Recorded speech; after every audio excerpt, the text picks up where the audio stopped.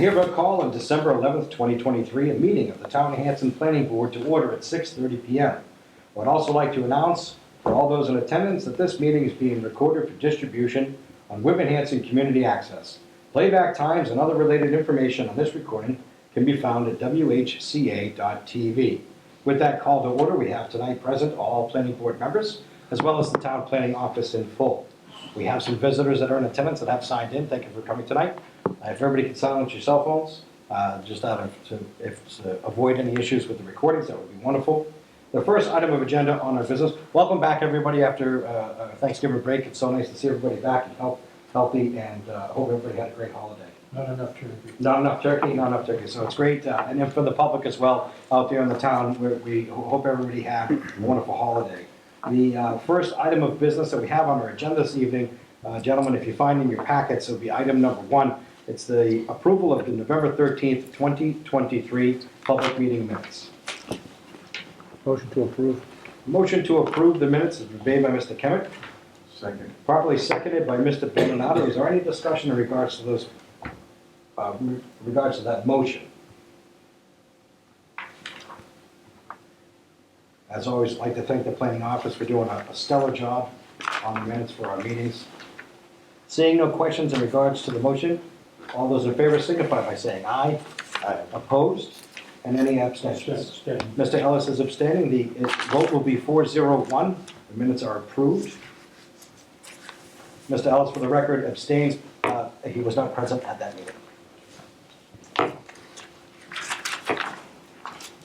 We'll get ready for just a few moments. We have a 6:35 public hearing. We'll call that to order at that time.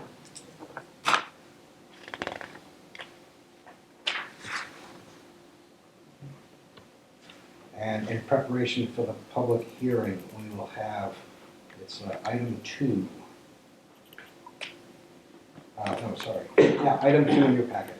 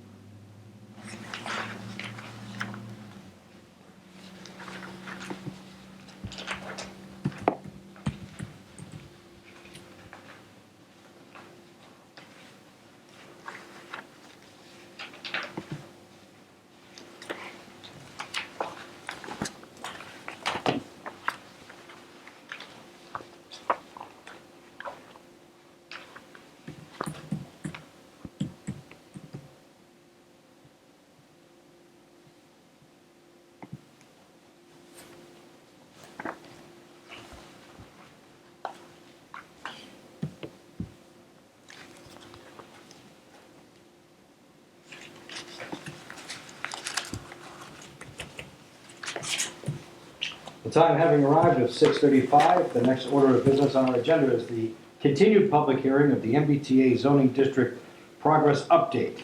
Under Mass General Law, Chapter 40A, Section 3A of the Zoning Act, the town of Hanson, being a commuter rail community, must have a zoning ordinance or bylaw that provides for at least one district of reasonable size in which multifamily housing is permitted by right. Town planner. Thank you, Mr. Chair. So I've been working along with 2 members from VHB who have been assigned to us through a grant through Mass Housing to assist us in getting completion in full compliance with the MBTA regulations that must take place before the end of December 2024. So I've been working with Luke Mitchell and Krista Magaha, and I had a meeting with them this past week, and last week, and they provided some information, and what you have on the screen before you is basically a PowerPoint of the slides that they went through. This is not a final, but this pretty close to it, and these slides will be used as part of the presentation for the public and for the select board. So MBTA Community Zoning Update. So project overview. MBTA Community Zoning Law was enacted to remove barriers to the development of higher density housing. The purpose of this project is for VHB to review the town's current zoning legislation, define a new multifamily zoning district, prepare graphical support for local outreach, and confirm that the proposed district complies with the state's regulation. So their project timeline was research and review, which was kickoff meeting and tour, compliance and evaluation, preliminary outreach to the HLC.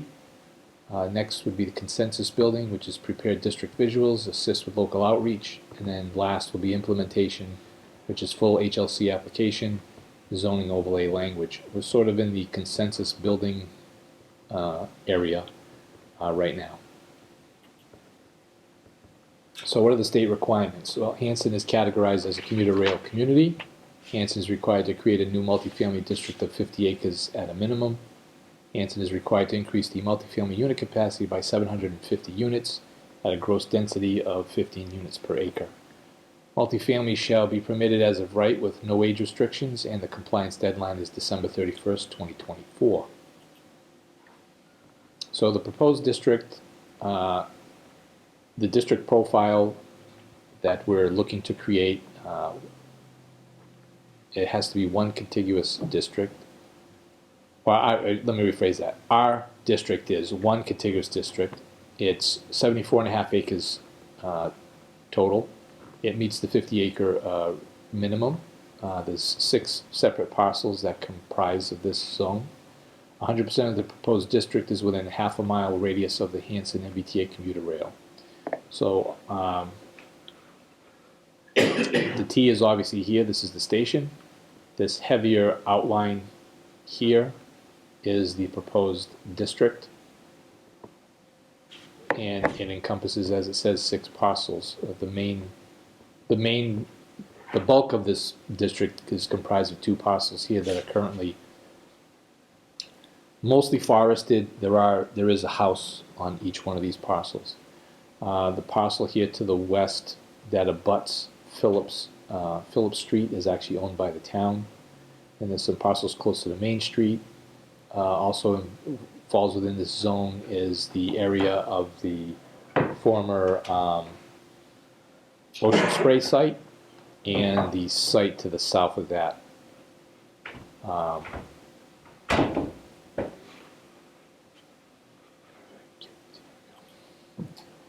So compliance model input.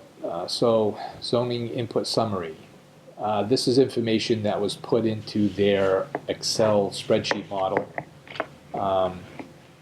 as a way to guide and determine how we're going to sort of zone this. So the minimum lot size would be 30,000 square feet, additional lot square footage per dwelling unit, 30% minimum open space, 2 parking spaces per dwelling unit, 3-story max building height, maximum lot coverage of 10%, and their floor ratio of 2.20. On the right side, you see there it says, restricted by age, no. Limitations of unit, size of unit, no. Restricted to studio 1 bedroom to 2 bedroom units, no. Limitation of size of bedrooms, no. Restriction on the number of occupants, no. Required commercial active ground floor, no. Required mixed use of any floor, no. Inclusionary zoning in district, no. Inclusionary zoning town-wide or citywide, no. Is this a 40-yard district? It is not. So the compliance model results, when a lot of this information was put in, this district does meet the compliance requirements. So it has the 750 acres, it's capable of 750 units, it is capable of 15 units per dwelling. It's modeled right now for a capacity of 759 units. and that model density is 16.1 units per acre. And again, the acreage is 74 and a half. Tony, can I just ask a quick question? Sure. Does that take into account the 30% open space as well? I'm sorry? The 30% open space? Yes. Okay. Mr. Ellis, you had a question? Yeah, are we gonna take this and review them and bring them back and go over them, or you wanna get everything tonight? No, this is a work in progress. So we're still open for comments and questions and Thank you. The three-story building height, in regards to fire, are we currently equipped to meet that standard? Three-story building height? as far as the fire department's concerned. I can't give you a definite answer. I would think that they would be, considering that the Egan project that's down there right now is a three-story building. I would think that building obviously has sprinklers, and any new apartments would also require it, and so does Dakota Partners, the Phillips Street project also has sprinklers, and that's 3 stories. And my concern would be, do we have enough? Fire apparatus? Yeah, and I don't know if I'm putting the cart before the horse, but do we have enough if there was 2 emergencies at 2 different buildings? That's something that we probably will have to examine. That's probably something that, in all honesty, I have not seen discussed in any of this through any of the language or regulation requirements. Fire, like, what do you do? I mean, Yeah, I'm let's sure the let's say there is a community that says we do not have enough fire apparatus to meet this.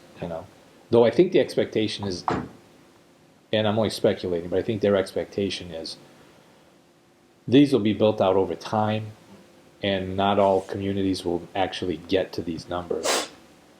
Again, as you're aware, this is a mandate to create the zone, Right. not to actually create the housing. But I would think that becoming, let's say there was a real interest in Hanson in creating these buildings, I would think that Hanson would be able to bring that up. Yeah. Might be just food for thought. Chief O'Brien would say anything over 2 stories needs a fire sprinkler system. It might be something like that to assist. So I just figured that's kind of food for thought as we go on that road. Mr. Ellis? As far as the equipment, I think he's got a ladder truck, or they used to have a ladder truck to be able to handle 4 stories. But like you just brought up, sprinkler systems are mandate, It might be in code. especially in condos, if they're over so many units. Even side by side, they're required. Over in Stonebridge, they're all sprinkled, which helps a lot. And then you'll be able to get your level quicker than, because of space and what's down there and what's already built. I think you would save a lot of area by allowing 4 stories. Well, before we present this to the select board to move on to the town, we'll probably have input, right? Are we gonna wait for the select, are we gonna pass this to the select board and have them get department input, or are we gonna have that before we hand it off to the select board? So, the next step would be is, once we sort of say finalize this, then it gets passed along to the state. Okay. The state's gonna review it for compliance, Yeah, and then we'll move on to, say, town meeting. perfect. Okay. Because to go to town meeting first and then go to the state and then Yeah, say you're not in it's- compliance, it just doesn't make sense. Thank you. Can I have a question? Yeah, Mr. Kevin? I'm looking at the numbers on this, right, and I'm no genius with numbers, but I don't see how they could possibly install septic systems within the confines of this plant. That, especially with 16 units per acre, that would require, most of this would require some kind of Innovative system. innovative system, yeah.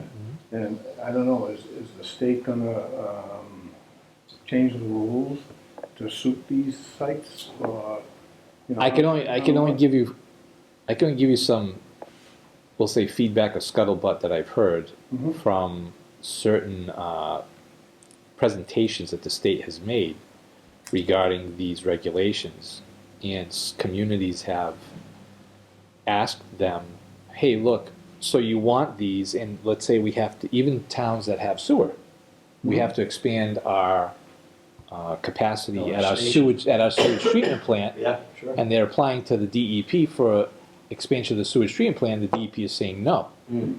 So they're like, so which is it? Do we have, what's going on here? I'm not 100% sure, and this would only be a personal opinion, I'm not 100% sure that it's one of those, I think it's a good idea, but I'm not sure if it's been 100% thought out, you know? I find it difficult just with the fact that the short amount of time they want you to create all this. You know, we have to be in compliance, full compliance, we'll call it, by the end of 2024, and I Yeah, find that to 12 be months. a short timeline that they've given towns to really, Well, you know, the only- figure it all out. The only reason I bring it up though is that, you know, the DEP and these guys and a few other more departments within the state need to get together and have a discussion about, Mhm. you know, septic and so forth. It's, you know, Yeah. 'cause I think this is pretty close to the aquifer. I'm not sure if it's within the aquifer zone, but, you know, just keep adding on all the resource areas around this area, and it's just, you know. It's difficult. I don't, those are all valid points, and I don't disagree with you, and I'm not sure if they're all communicating to each other at the state level. I know, it just seems to me like we're creating a zone that, you know, if somebody proponent were to come in to try to do anything in that area, they're probably gonna get sent packing because they'll need, you know, all kinds of things to come into compliance, which they almost can't. I think it's in a zone too. Yeah, Part of it, fa- 400 feet around. yeah, part of it falls within a zone too, so you need 10,000 square feet per acre. And what's the penalty if we're not in compliance? So the penalty at the end is if you're not in compliance, the AG's office has issued has issued a statement that any town that's not within compliance, not only do you lose the ability to apply for grants, but that they will, at least the threat is, you as a community will be open to litigation, possibly not only on the state level, but on the federal level for violating the Housing Act and so forth and so on. Now, is the state going to go after every community that maybe doesn't comply, or if there's a group of communities that say we're not going to do this? I don't know. I guess only time will tell. But that is the statement that they're making. I mean, you know, all the years that I've been looking at this stuff, there's, the reason that Main Street's never really been developed or improved for the most part is it's all regulatory. It's all, you know, there's no septic system ability, we're close to streams and rivers and zone 2 aquifers. So even in our own master plan, it kind of points out that area would be a challenge to develop. Mm-hmm. Or we're just coming up with potential options? Right, just an Not example. necessarily, hatching the egg. Yeah, but, well, my fear is that we approve all this, right, then they come back and, well, you approved it all, so now you have to do something, and even if it's wrong, that would be my fear. Well, the part of the process is it's not, any project's going to go through site plan review, so at least there is control. Yeah, but they're limiting your control. They are limiting it. They are making it as of right, and the control you have is site plan review. You can't just shoot it down for, we don't like it. When you shoot it down, it's going to have to be for specific regulation, specific reasons. Mhm.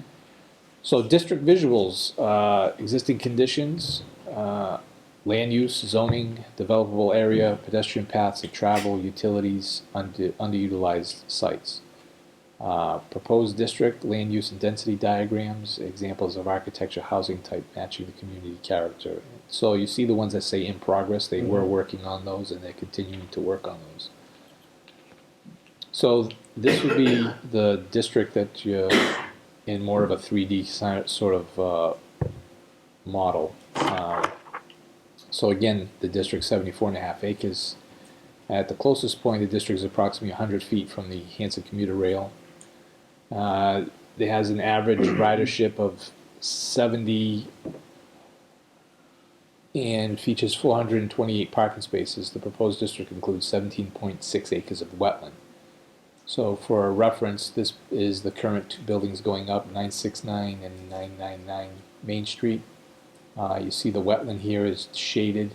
with a 25-foot buffer, and then these are 10-foot contours. Then this Who is made that drawing? That's great. that was through VHB. Their one of their staff members has created these visuals, and I think you will find they get better as we go along. I'll promise me they're good times. Can I ask a question, Joe? Yeah, absolutely. Mr. Kevin, sure. On that Number last four. slide that you just showed, you don't have to bring it back up, but it showed the 25-foot buffer zone. So does that mean that this zone won't have to comply with the local wetlands bylaw, which is 50 and 100? That's the impression I get. Okay. So this is a land use slide. As you can see, it's color coordinated, and so we have the proposed district includes the following land uses. So you have 4 units that are single family, just over 96,000 square feet of industrial businesses that include Top Shop Cabinet Making, South Shore Industries, Gun Shop, the Gray Muse Tattoo Shop, the King's Ransom Antique and Consignment. Now, some of those businesses, we know that building along Main Street is for sale, but obviously those businesses may at some point not be there. But so these are the industrial areas, and again, this is the zone itself, and over here is the Dakota Partners Phillip Street project.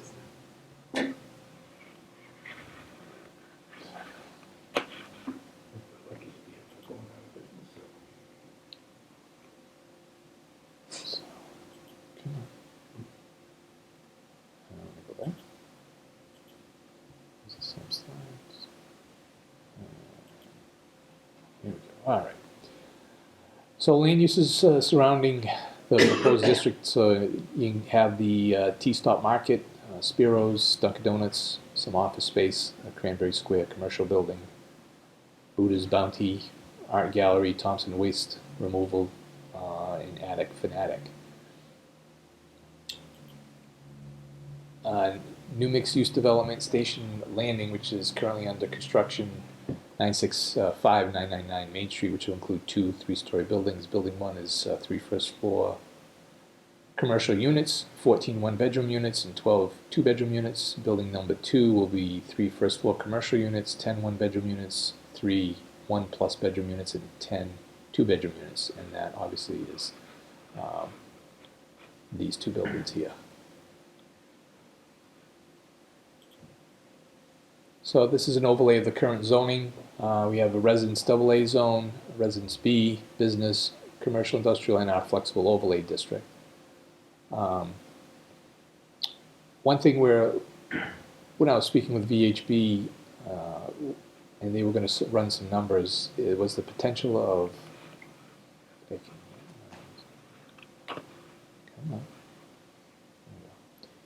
potentially including this building here, this lot here, and potentially including this properties here as part of the zone.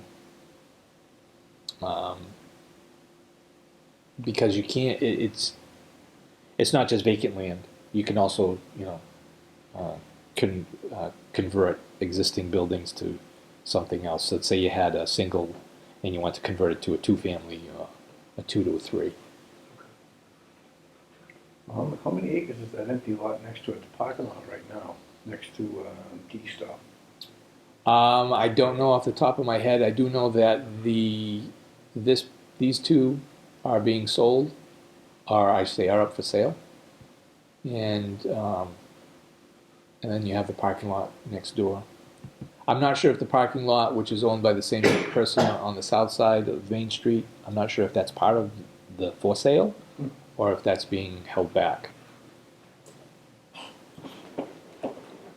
So this slide shows what they consider developable area, which would total to about just over 47 acres, taking into account the resource areas. And of course, all this information is based on GIS, so none of these resource areas are based on the ground delineations. This slide shows you the pedestrian paths of travel. So Main Street currently features a sidewalk along its northern edge, There are several trails in the area connecting different land uses. So, mixed-use compliance requirements. There's what's called mixed-use sub-districts. If all standards are met, an offset of the required minimum unit capacity can be allowed for small mixed sub-areas. The district sub-area within the overall district with that reasonably justifies an allowance for ground floor retail. The offset is capped at 25% of the total required minimum unit capacity. The number of units in a mixed-use district can exceed 25%. However, the excess units will not be counted towards overall compliance. We're going for a 10% for ease at this particular time. So eligible locations. For mandatory mixed-use district to be eligible, the district must meet the following standards. The district is eligible location where existing village style or downtown development is essential. There are no age restrictions or limits on unit size, number of bedrooms, bedroom size. Mixed-use development in the district is allowed as of right. The requirement for non-residential uses is limited to ground floor of buildings.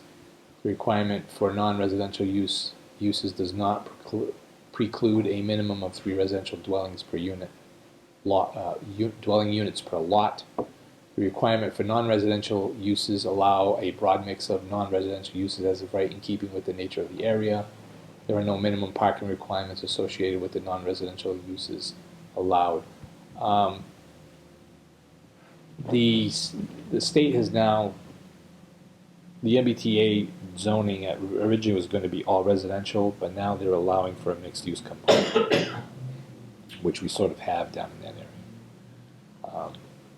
But again, So can I ask a quick question on that last item on the last page? It was just that there is no minimum parking requirements associated with the non-residential allowed as of right. So is that saying that the 2 parking spaces per unit is invalid? I don't think it's invalid. I think it's just as you look at, are you just doing all residential or are you going to make it a mixed use? If it becomes a mixed use, then I think that's where that's going to apply. If it's not a mixed use, then the two is going to stay. So what's the next step? So finalize and overlay district requirements and compliance model, checklist, compile a list of recent projects completed with state funding, compile a list of precedent projects, finalize zoning language, submit pre and final applications for review. We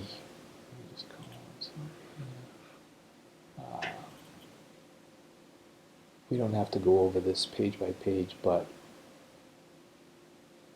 Yeah, the draft zoning. yeah. So the draft zoning was sent to you as in your packet. And so what is highlighted in yellow is information that was I input.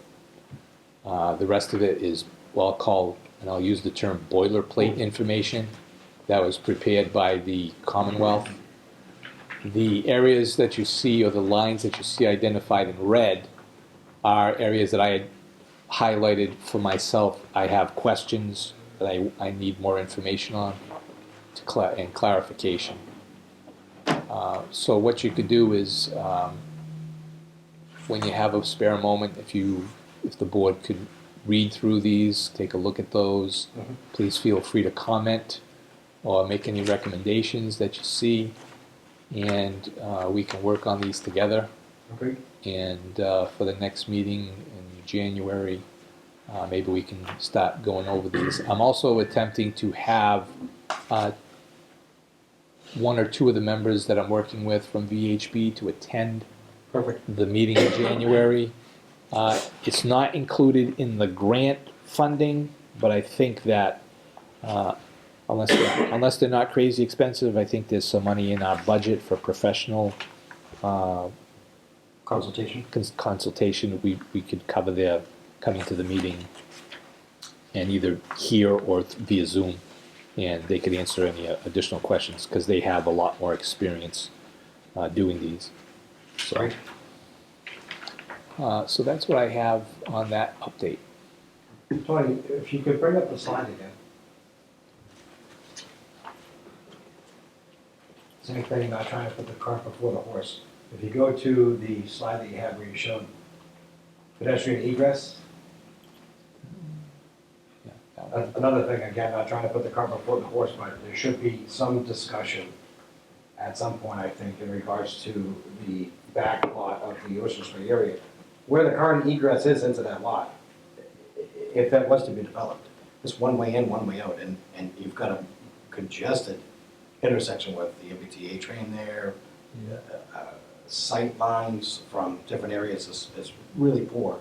So I didn't know if there was other creative ways to get up and over pedestrian bridge or something, you know, I'm just thinking outside the box.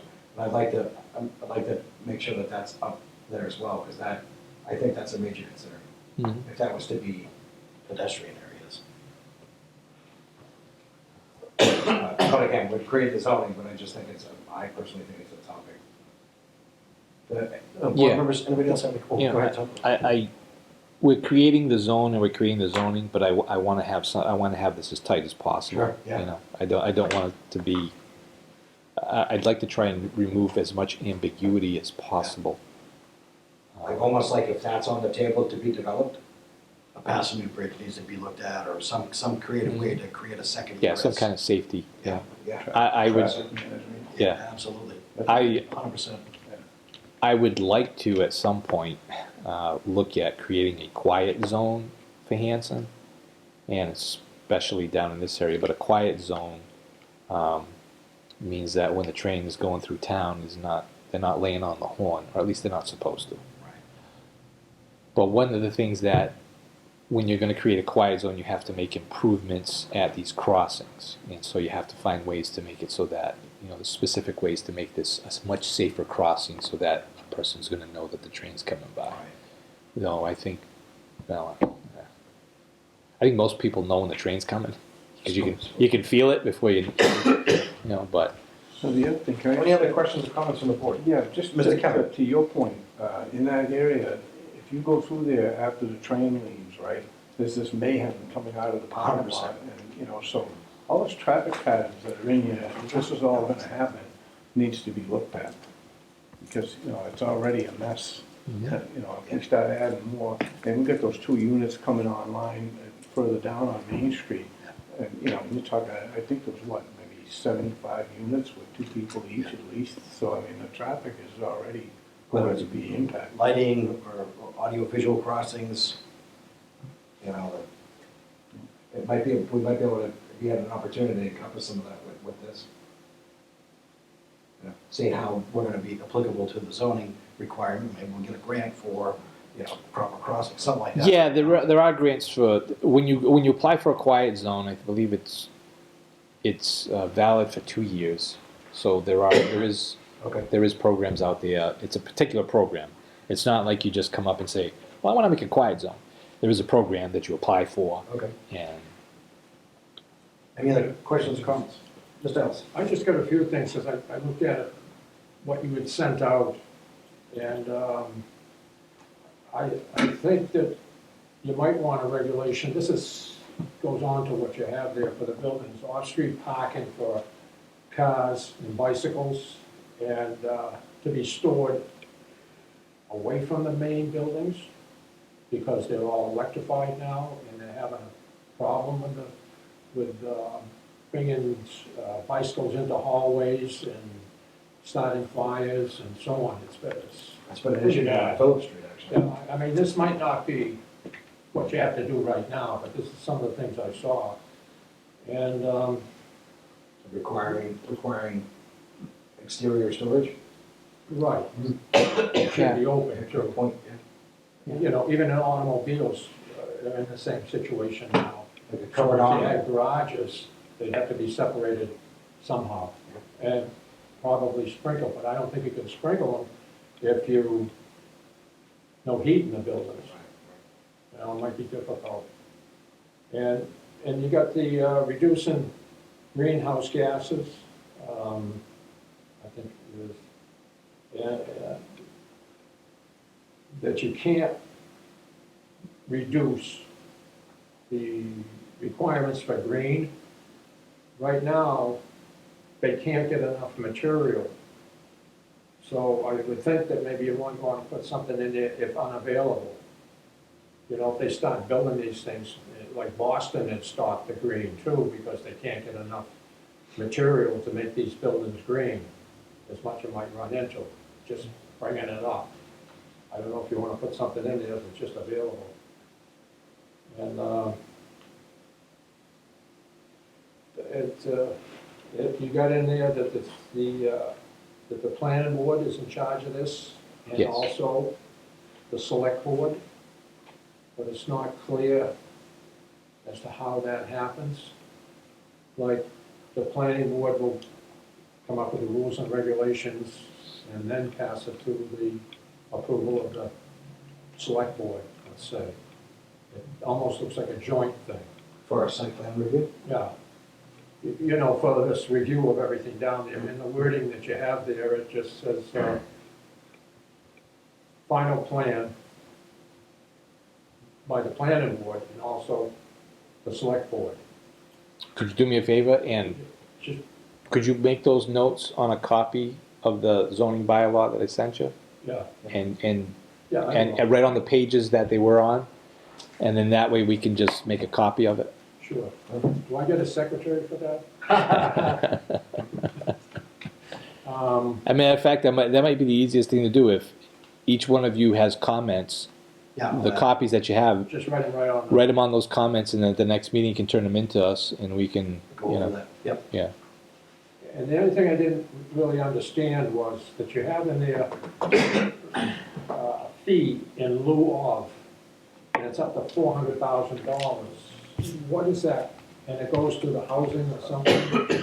I'll have to double check it, go through Yeah, that. It's, Yeah. I don't know if it meant to get out of buildings, or, I'm not sure what it meant by that. I'll have to look into it. Did you want to insert a name on the check? Not mine. Middle initial P? I see it, yeah. Item 5 on section H. Okay, fee in lieu of. And so, just for quick clarification, are we saying that whenever these things come about, like one of these projects would get built, it would be jointly decided by the planning board and the selectmen? Because if you think about it, that's like herding cats, and none of those people have any, I don't think there's anyone on that board that's ever sat on a land use board. That's right. So, What page is that? Who- You have the select board in there as well? yeah, who ultimately makes the decision? Is it the selectmen or the planning board? Because we're elected to, you know, take care of all these regulations. Now you have the selectmen in there to muddy the water even more. I mean, that's 10 people that you have to get to come to a decision on one thing.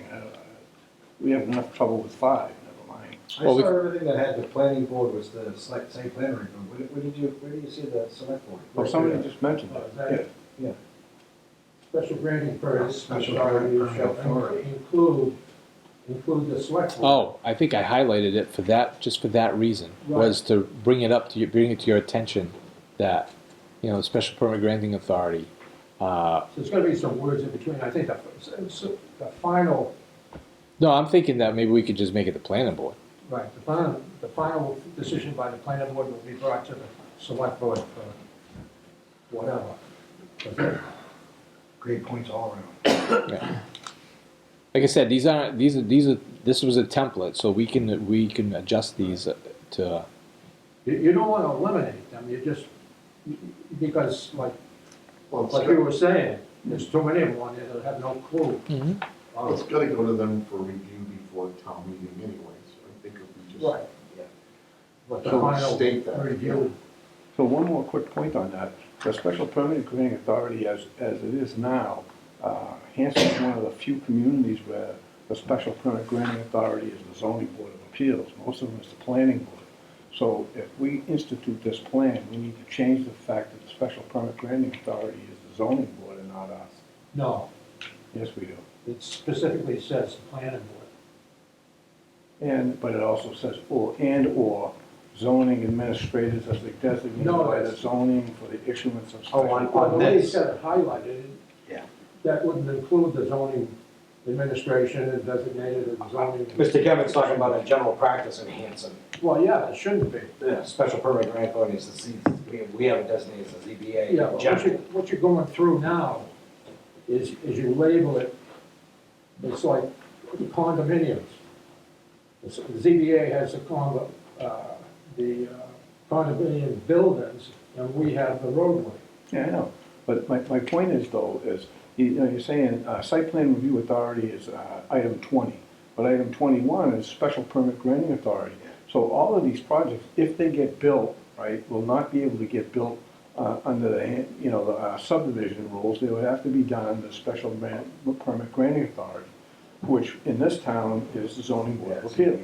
So, none of this makes any sense because until that special permit granting authority situation is changed or rectified or modified, the planning board would have absolutely no say in anything that happens in those zones. Yeah, we'd have to have that discussion with the select board prior.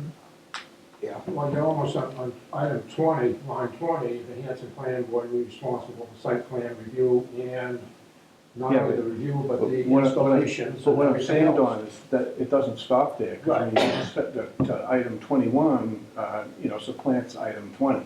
Right. Because that's the way it's done in this town. You can see that would how it would get interpreted, especially by the zoning board of appeals. Yeah, we could omit that. Yeah, Absolutely. Yeah. so just some wording changes there, for sure. So that's why I want Yeah. 5 sets of, 10 eyes on it, Yep. plus mine, and Do this is it why, do it where it says Board of Appeals, Planning Board, or zoning administrations, and so on, just, Yeah, we'll make those edits, we'll make these like rough draft edits of this and present that in January.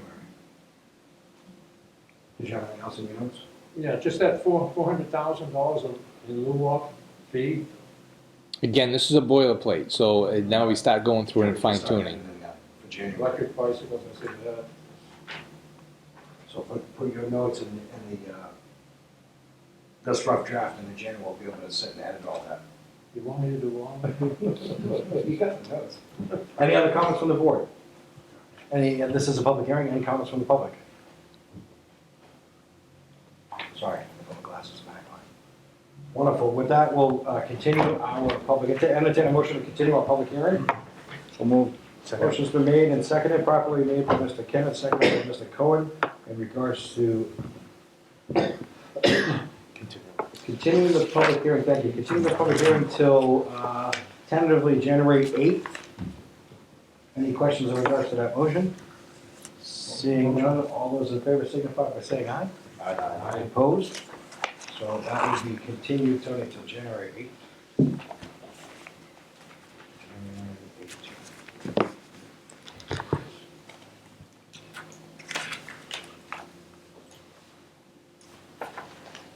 I'm suspecting that most of the folks that are here in the audience are for a master plan.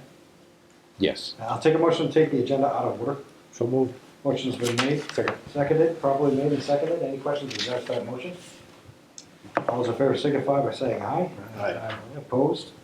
We are unanimous. We're going to take the agenda out of order. We're going to go right into master plan update, out of respect for those that are here, so we can discuss this. And if you want to stay, certainly can stay, but if you want to leave, we can head out. So master plan update, provide an update to the board and the steering committee on Old Colony Planning Project progress. Sound better? Thank you, Mr. Chair. So, I'm going to go to item 5 in your packet. the master plan, I asked Old Colony Planning Council to provide me with an update, a progress report. And I will be meeting with it's an interview with Old Colony Planning Council on the 18th of December. And so what has been completed is the Old Colony Planning Council have begun, Thank you, John. reading previous planning documents. OCPC has met with the following boards and departments: the CPC, the Conservation Agent, the Fire Chief, the Police Chief, the Highway Department Head, the Library Director, And the COA director, they're meeting with them on January 11th. OCPC staff have published and continue to update a website for the master plan, which is up and running along with the survey. They've published the public survey. What's the website address, Tony? No. Give me a second. I'll have to find it for you. It's on our. There's actually a connection on our webpage. Right, on Town of Hanson's on the planning board department section or the main page? I think it's on the main page. Let me just pull that up real quick.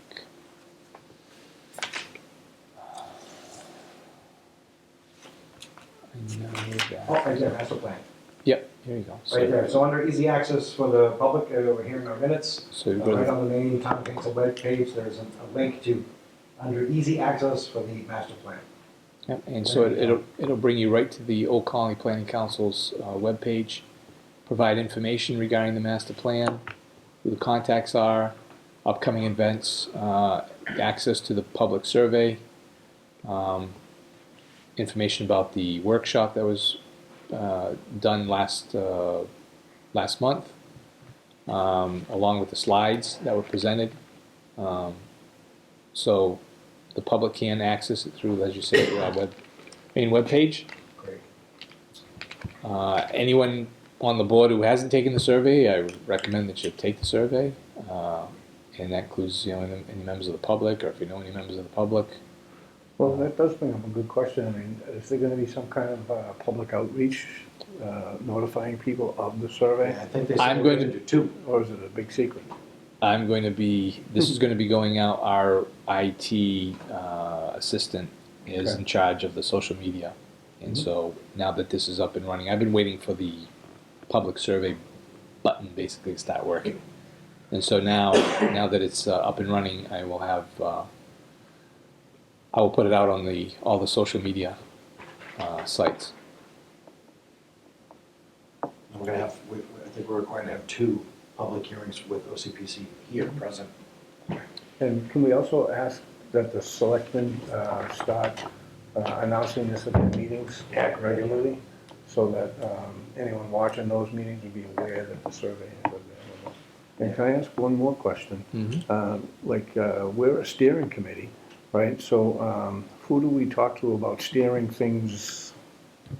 Like, who's the point person that we should be talking to? Like if we as a group, right?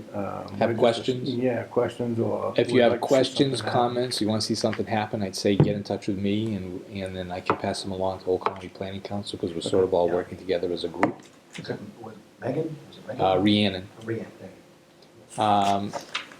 So realistically, what you're saying is you're gonna be the point person. Yeah, I guess you could say that realistically I'm the point person, because my name is up on the website, so. So what's ongoing and up next? So various OCPC staff are beginning to drafting of the chapters of the master plan. The staff continue to look for the public engagement opportunities. More department heads and boards will be interviewed. The steering committee will need to meet several times between January and June. So they will let me know, and I will pass that information along to all the members of the steering committee. I would think that most of those meetings will probably be happening here. But they'll be happening here, whether it's with the planning board or whether it's just some other evening or some daytime. Old Colony Planning Council staff are preparing for a second public meeting, which will more than likely happen here with the planning board, possibly January or February. I do have one more question, Yeah. and then I'll stop for a while. All of these, it's saying that, from what it sounds like is OCPC is gonna be telling us when they'd like us to meet, right? But I think, like, most of the people on this steering committee are on some board or committee with commitments for certain nights of the week and things like that, so we have to figure out a way to coordinate between OCPC and us. Now, I know there's some people here, including myself, that, if you were to say, let's do this at 2 in the afternoon or something like that, I wouldn't be able to make it.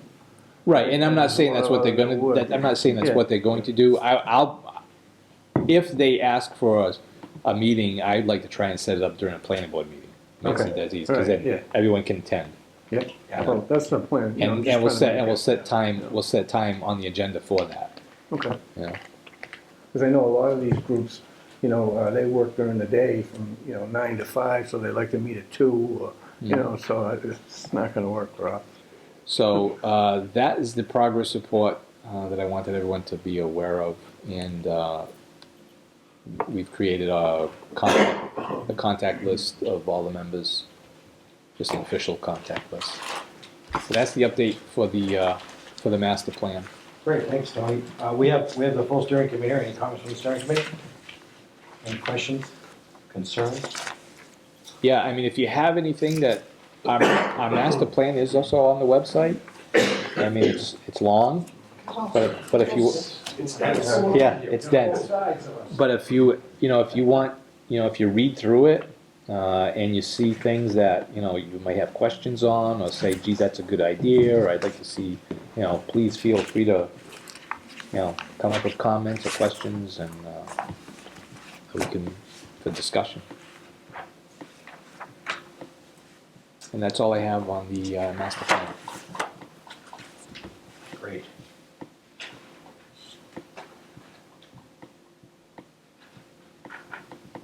We're gonna go back up to the top of the appointments. We have 6:45, we're a little late. Endorsement of plans, Meadowbrook Farms Residential Subdivision, Zero County Road, Assessor Map 74, Block 0, Lot 7 and 8. Applicant Ellis Building and Development, Representative Morse Engineering.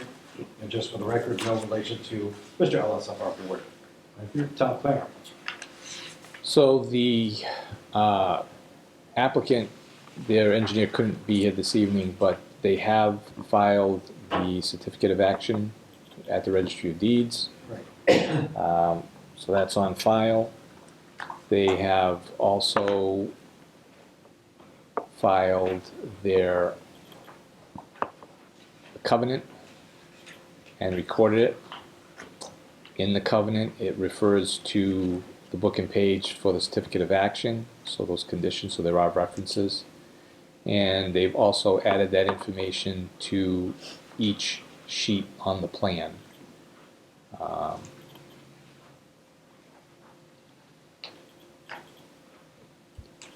So I looked through the plans, and under the general notes, note 17 lists the planning board certificate of action where it was recorded, and also the covenant was recorded, and so note 17 and 18 are on each sheet. For the record, Tony, we're past the 20-day appeal. Yes, sir. Thank you.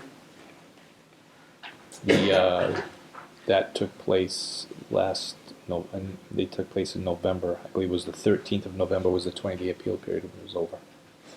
And in previous meetings, there were questions by the board in regards to the type of covenant.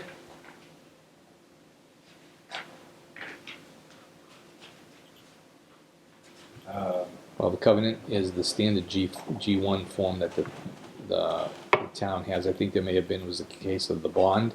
I'm sorry, yeah, thanks for the correction, it was the bond. So the bond usually comes up is once the utilities and infrastructure have been in place, and the applicant will pursue lot release. At that time, we will ask our consultant to prepare a bond number based on Bless you. actual numbers, plus I believe it's 20% Yeah. for inflation. Just want to make sure that that's up at the front of the conversations.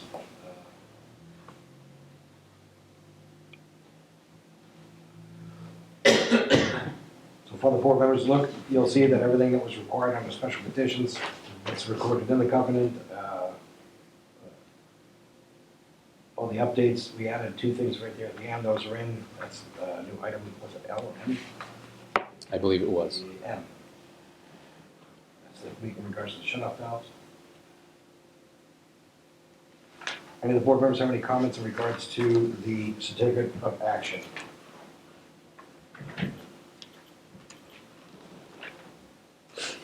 Seeing none, I'll entertain a motion to approve first signature of the covenant.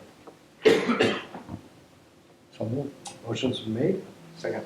Motion's been made and seconded. Any questions in regards to that motion? Seeing none, all those in favor of endorsement of the plans, Meadowbrook Farms Residential Subdivision, and signify by saying aye. Aye. Opposed? Motion carries unanimous. And you have everything here? Yes. Is it okay at the end of the meeting that I sign those? Yes. Okay. So that is established, 5-0.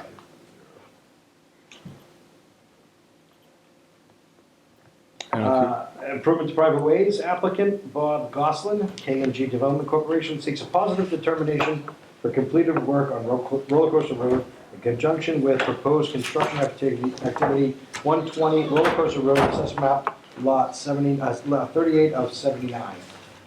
Town Center. Thank you, Mr. Chair. So, I'm going to pull up the plan here. So if you remember, it's known as 120 Roller Coaster Road. This was an improvements to private way. Yes. The original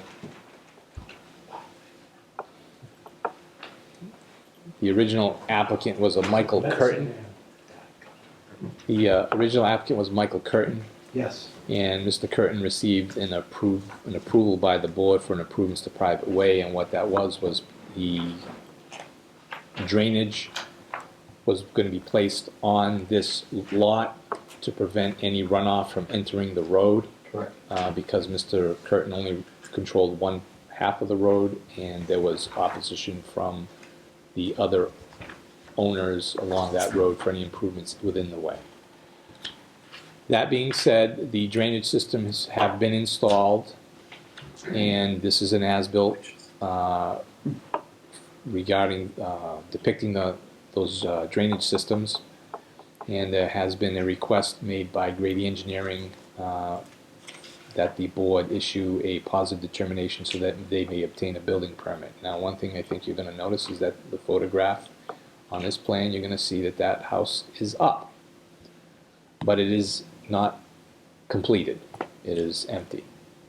And when I say empty, as in the shell is up. Yeah, it's unoccupied, right? Right, the shell is up. So they- When Mr. Curtin came in, there was the issue of, we spoke with Mr. Curtin and made him aware that,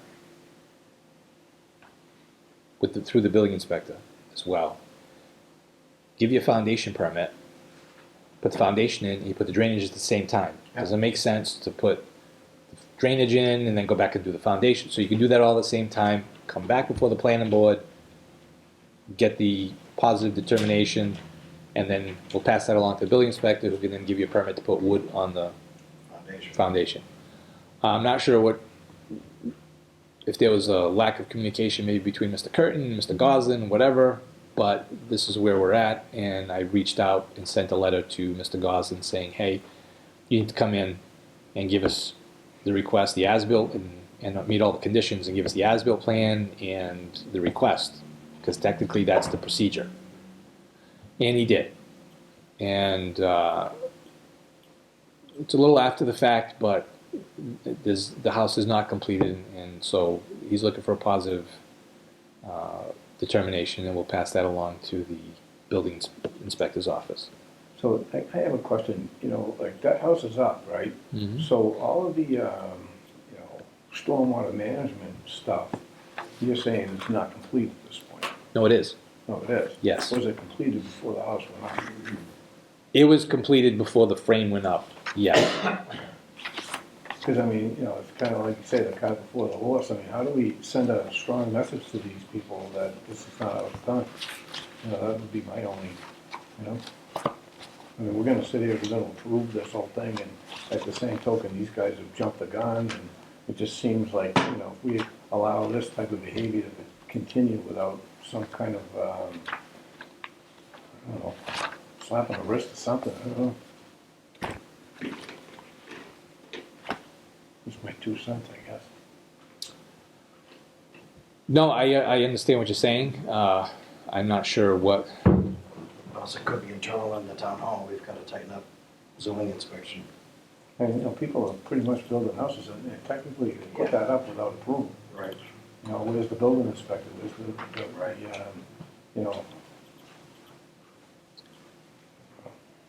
So the one thing they have done as well is they've created the stormwater management operations and inspection agreement, which I believe maybe part of the. Yeah. It was in there? Yeah. Okay, so, if the board approves this, then I will have the town administrator endorse it, and then the applicant can record it. Also, this was the letter from Grady Consultants requesting the, positive determination.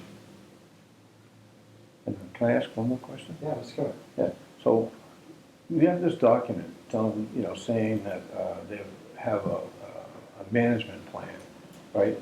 Who or whom in the town is responsible for making sure the management plan is executed?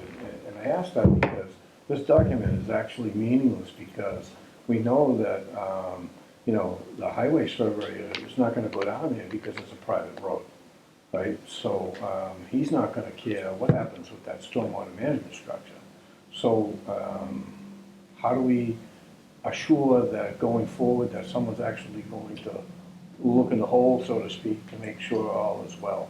It's actually in there in this drainage document. Oh, it is. Yes. So, After we endorse it, the town administrator is gonna endorse it. Yeah, It's I mean- gonna be on them. we could go, it's 4 pages, but it's the on-site stormwater management facility shall be constructed by the landowner, its successors or assigns. Identified in plans reviewed and approved by the Hanson, they have DPW. The landowner, its successors and assigns shall actually maintain the stormwater management facilities to the maintenance schedule described in Exhibit A. Right. So, Tony, who typed this document? Yeah, item one, public works, we don't have a Yeah, public we- works. This was typed up by their attorney. Right. Is that gotta come out? Well, but it says here that you have the landowner successor assigned shall inspect the stormwater management facility and shall submit an annual report documenting the inspection and maintenance of the stormwater management system as certified by a registered professional engineer or other qualified stormwater This professional. wording's all wrong. Yeah, they got, it needs to say noise, it's gonna say highway. Okay, We don't have a DPW. yeah. And plus, again, so my question is, let's say you make it the town administrator. You're gonna tell me that on a yearly basis, the town administrator is gonna make sure that this happens to the highway department. It just. No, I don't know if you've had opportunity to read the whole thing. All right, okay. I would recommend it. And then if you have any questions and comments, then we could address it at the next meeting. Yeah. But they do talk about giving the town I'm gonna paraphrase. If there's an issue, the town has the ability to go out there and fix it and clean it, and it's no expense to the town. And that actually the person owning the house has to pay the town to do it. So, Well, with the omens that we have right now, I entertain a motion to postpone until January 8th, to be able to allow the town planner to get back with council to have that edited, to make sure it reflects the proper wording as far as the town Hanson departments. So moved. Motion's been made by Mr. Benonato, seconded by Mr. Kemet. Yes, Any questions in regards to that? yes, I do. I'd also Mr. like, Kevin. I'd also like to make sure that there is like an internal plan with the town to make sure, we have these types of agreements all over the town. And I bet you if you just threw it all in a hat and pulled one out, you'd be like, when's the last time anybody's looked at any of this stuff? And nobody's looking at any of this stuff, especially on private roads, because, the highway surveyor is not inclined to go down to private roads because they're not public. So now you've got the town administrator, who is she going to say, you need to go down and take a look and see whether this thing's been maintained or not? Because she can't ask the highway surveyor, so who is she gonna ask? So I think this document needs to be written in a way that would clearly understand not only what their expectations are, but what's the town's expectations to make sure that this document is actually executable.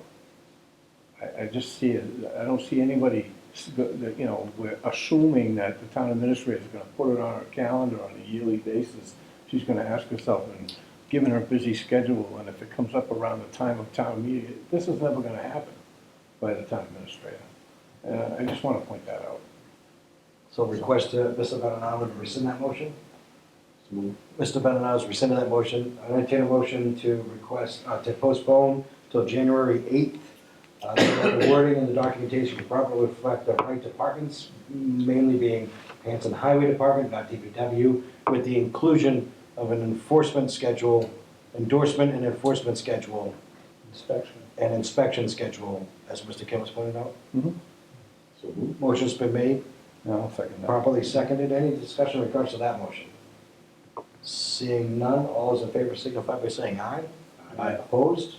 5-0, Tony. So please make sure that they get those edits and omits. And we'll put that on for endorsement on January 8th. Who made the motion, Mr. Chair? Mr. Benonato is seconded by Mr. Kemet. That's our next meeting. Tentative, yeah. Tentative January. Have a good evening, Mr. Durant. Bye-bye. What's that?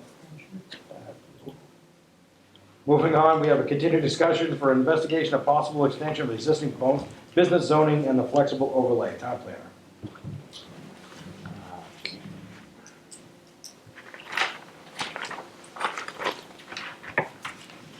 So last time we had spoke about this, I think the board was sort of, let's say, thinking about it, mulling it over, had concerns, questions, thoughts.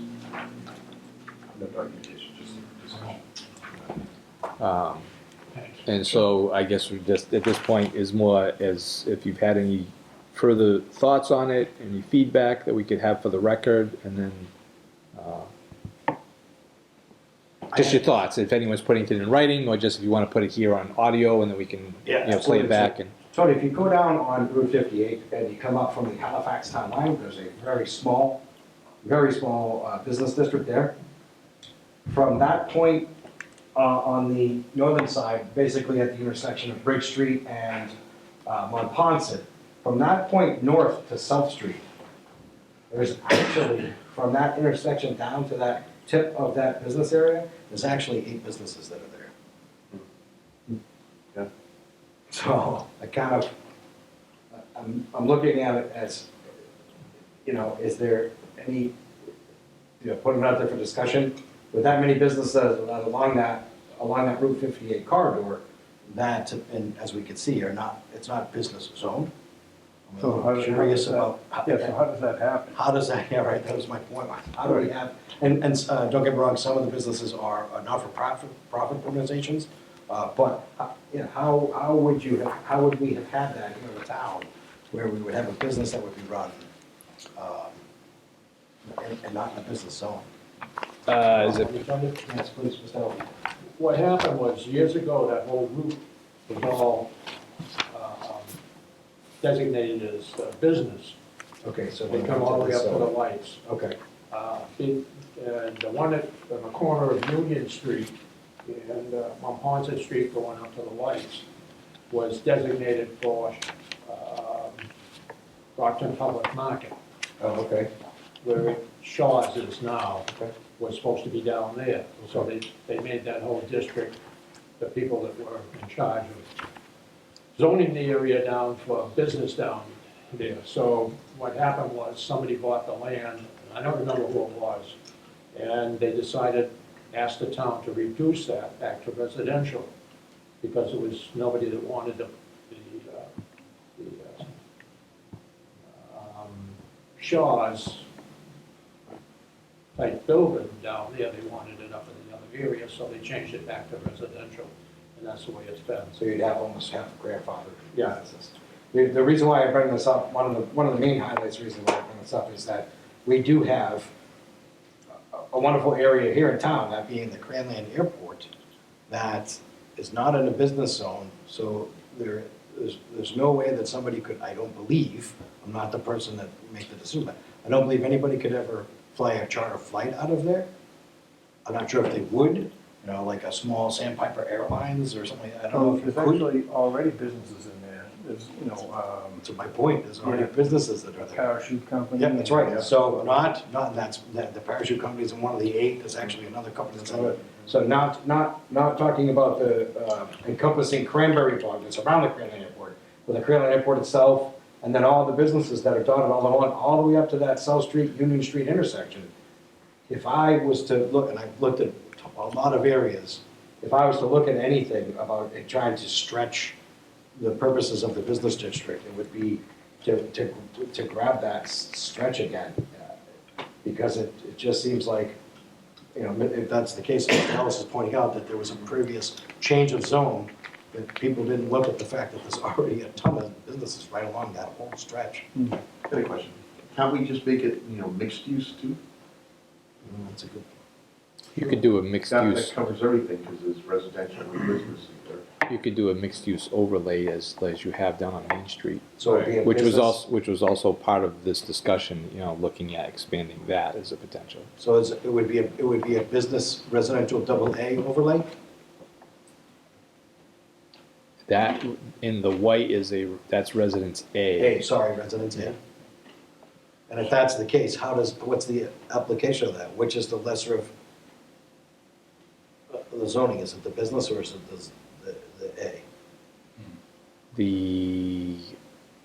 I'd have to It's go the back. business, correct? I'd have to go back and look, it's in order, Most of it's residential, anyway. I believe it's, Yeah, well, Cherry Well, Street's it is in that residential. area that Yeah. you're talking about. Oh, so the offshoots, yes, correct. The roads that are off, the Monpont stretch though is, You got the gas station, you Quite a got bit. the rental place.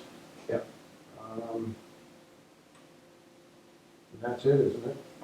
There's a realtor in the corner. mechanic shop, has a real estate office, and a mechanic, there's three mechanic shops.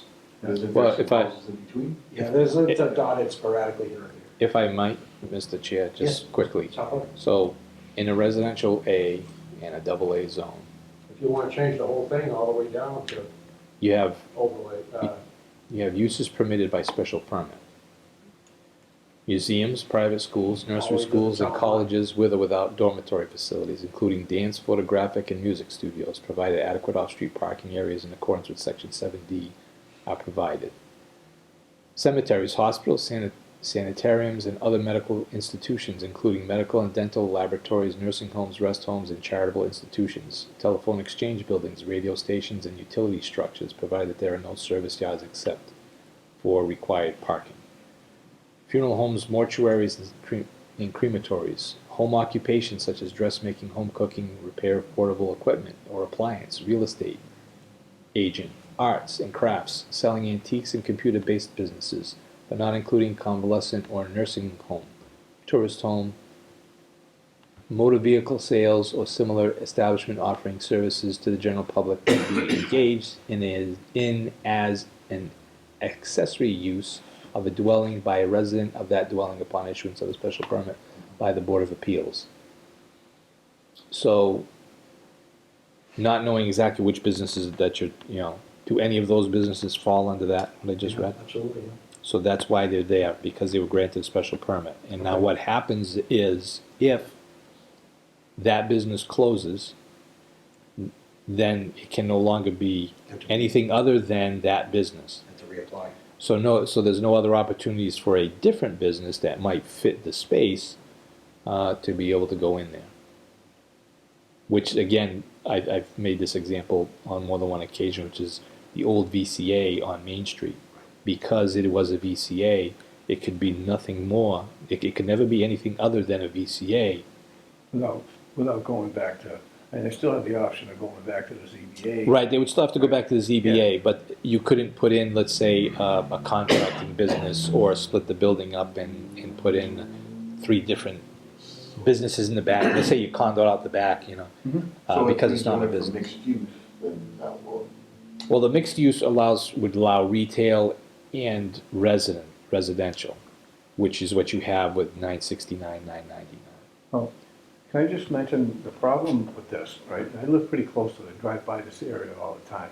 First thing is, if you have an overlay of the wetlands that are there, right, and also lots, so that you could see the amount of residences in this area. So I'm concerned about, changing the zoning here so that, businesses can just get a regular permit to go there.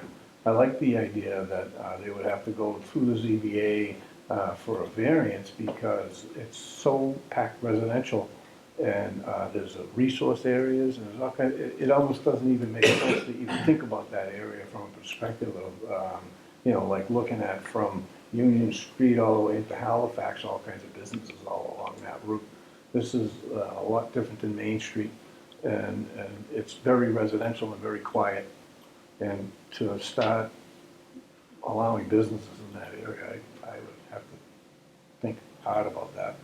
But there's businesses that are already along that stretch. Right, but if those businesses close, right, whatever new business goes there, at least we have the ability to say, through, ZBA, no, you can't put that into a business here because this is a residential area, and people would have input as to what would ultimately be put there. So, I don't wanna lose that. To be honest with you, I live in that area, so do you, you drive by it. Yeah, that's what makes me, so I see all that, so I don't ever see a mechanic shop lot ever being anything different than a mechanic shop lot. Right, and I'd like it to continue that way, because, these are grandfathered businesses, right? And they've been there forever, so, you give them the opportunity, well, here you are, this is, everyone's comfortable with it, used to it. But if you zone the entire area for business, people start thinking about putting a Target or whatever, like you talked about, like Shaw's or something, You wouldn't put a So Target people there. start thinking that way, they'll start taking, they'll start taking houses down to do it, because if you look at Lowe's and Quincy, they took down 200 houses to put up that Lowe's. But to your point about the wetlands and about the resource areas, I don't think they could build anything like that along there. The only thing that you could continue as far as business along that Route 58 corridor stretch would be the business that are there already, the styles of businesses, office spaces, a mechanic shop, a small car lot, a store. I have to look at the differences, but I'm just concerned that, I like the idea that that's not zone business. And it's not just because I live there, I'm thinking about, after South Ave, I don't really go down that way all that much. And I don't wanna say I don't care what happens down there, but I do, because those people live there, and I know quite a few, I have customers all along Lapham Street and on that end of Montpont. And the residents off street, off of uh, Montpont, just the specifics I'm talking about along the Montpont corridor. Yeah. There's so many businesses that along it that are not encompassed in a. Right, I guess, Business area. I guess my only argument, Joe, is who, in a way, who cares? Like, there's businesses there because they're previously zoned and they're grandfathered, and, ideally, it would be better if they were turned into, a two-family house or a residential, or, something to that effect. So if we were looking at the zoning to, make it capable of multifamily dwellings, I'd say fine. But businesses, I'm a little concerned about. So that's why my point to bring it up to them was to find out what exactly happened. Why are there businesses that are not encompassed in a business area? Mr. Ellis answered that way back, there was a change to the zoning, and that's what brought up that Zone A along that corridor. Not sure why it didn't continue down through, in that small section coming off of, can you move the map up, Tony? I mean, I'll get off the soapbox, but, this is a bedroom community. If we start turning every major road in town into a business zone, then what's it gonna look like? So in that stretch, that is actually up there is business zones.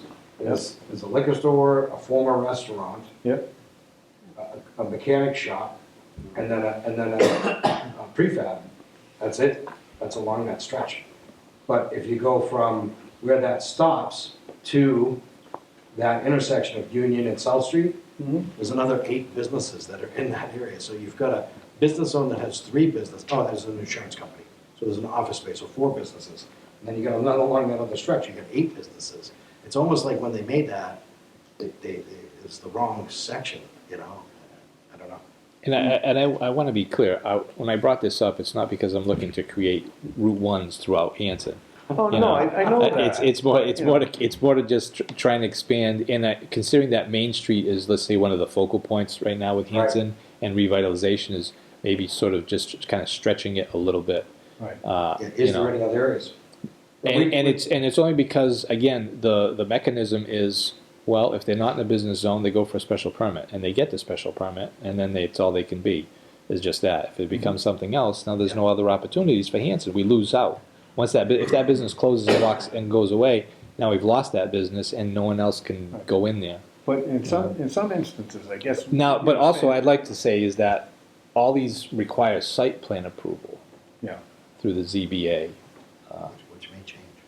So, you know, but, well, Well, we've had this on the agenda, we've had it on the agenda for 5 meetings now. all right, We really haven't come up with anything, you know, we've kind of nitpicked and scrunched and seen it, you know, but there really hasn't been any general, yeah, Tony, we did it, so I, you know, if the board doesn't mind, I'd entertain that we tell the town planner, don't waste any more time on it until this comes as an issue.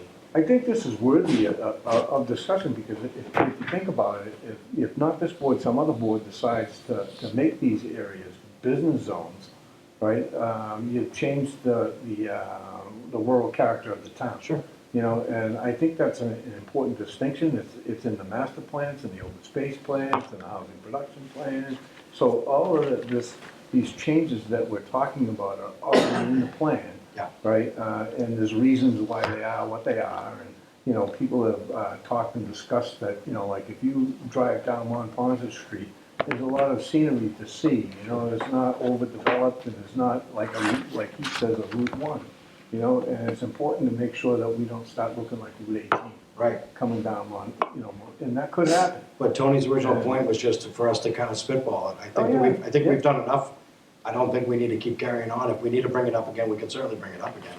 Okay. But Tony's had it as a runner on the agenda for the past 5 meetings, Mhm. and I don't think there's any general discussion. We need to have Tony waste any more time in his daily looking at it. You know? What else do we have to do with this? Nothing. No. This is Tony was asking us if we had anything. So you're saying leave it alone? But I think it's worthy of discussion. I mean, you know, maybe not in that particular stretch, but maybe there's other areas in town. Like I know previously in another meeting, we talked about Spring Street. Right. And where Damien's is in that area, and why not extend it? You know, like I know only the front portion of those sites are business zoned. Do we want to encourage more businesses in that area as well? Or is what we have, is it enough? You know, so I mean, that's the only real discussion is what we have enough elsewhere other than, you know, I know everyone's excited about Main Street and redeveloping it and cleaning it up, but none of those other areas, except that one lot on Spring Street where the guy's just throwing shit in the yard, you know, other than that, everyone else seems to, you know, they're businesses that no one has any objections to, Right. you know? So why change it if it doesn't? I'd like to make a suggestion. Yeah, Mr. Ellis. You know, what he's talking about is true, but why not extend between the intersection of being business with the lights all the way into Bryanville? That would make it more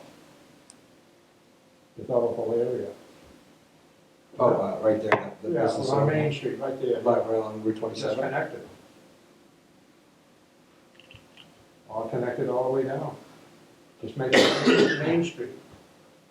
I mean, going down Monpont Street, I don't think there's enough land area when you're looking at this here to put anything in except for small shops and things.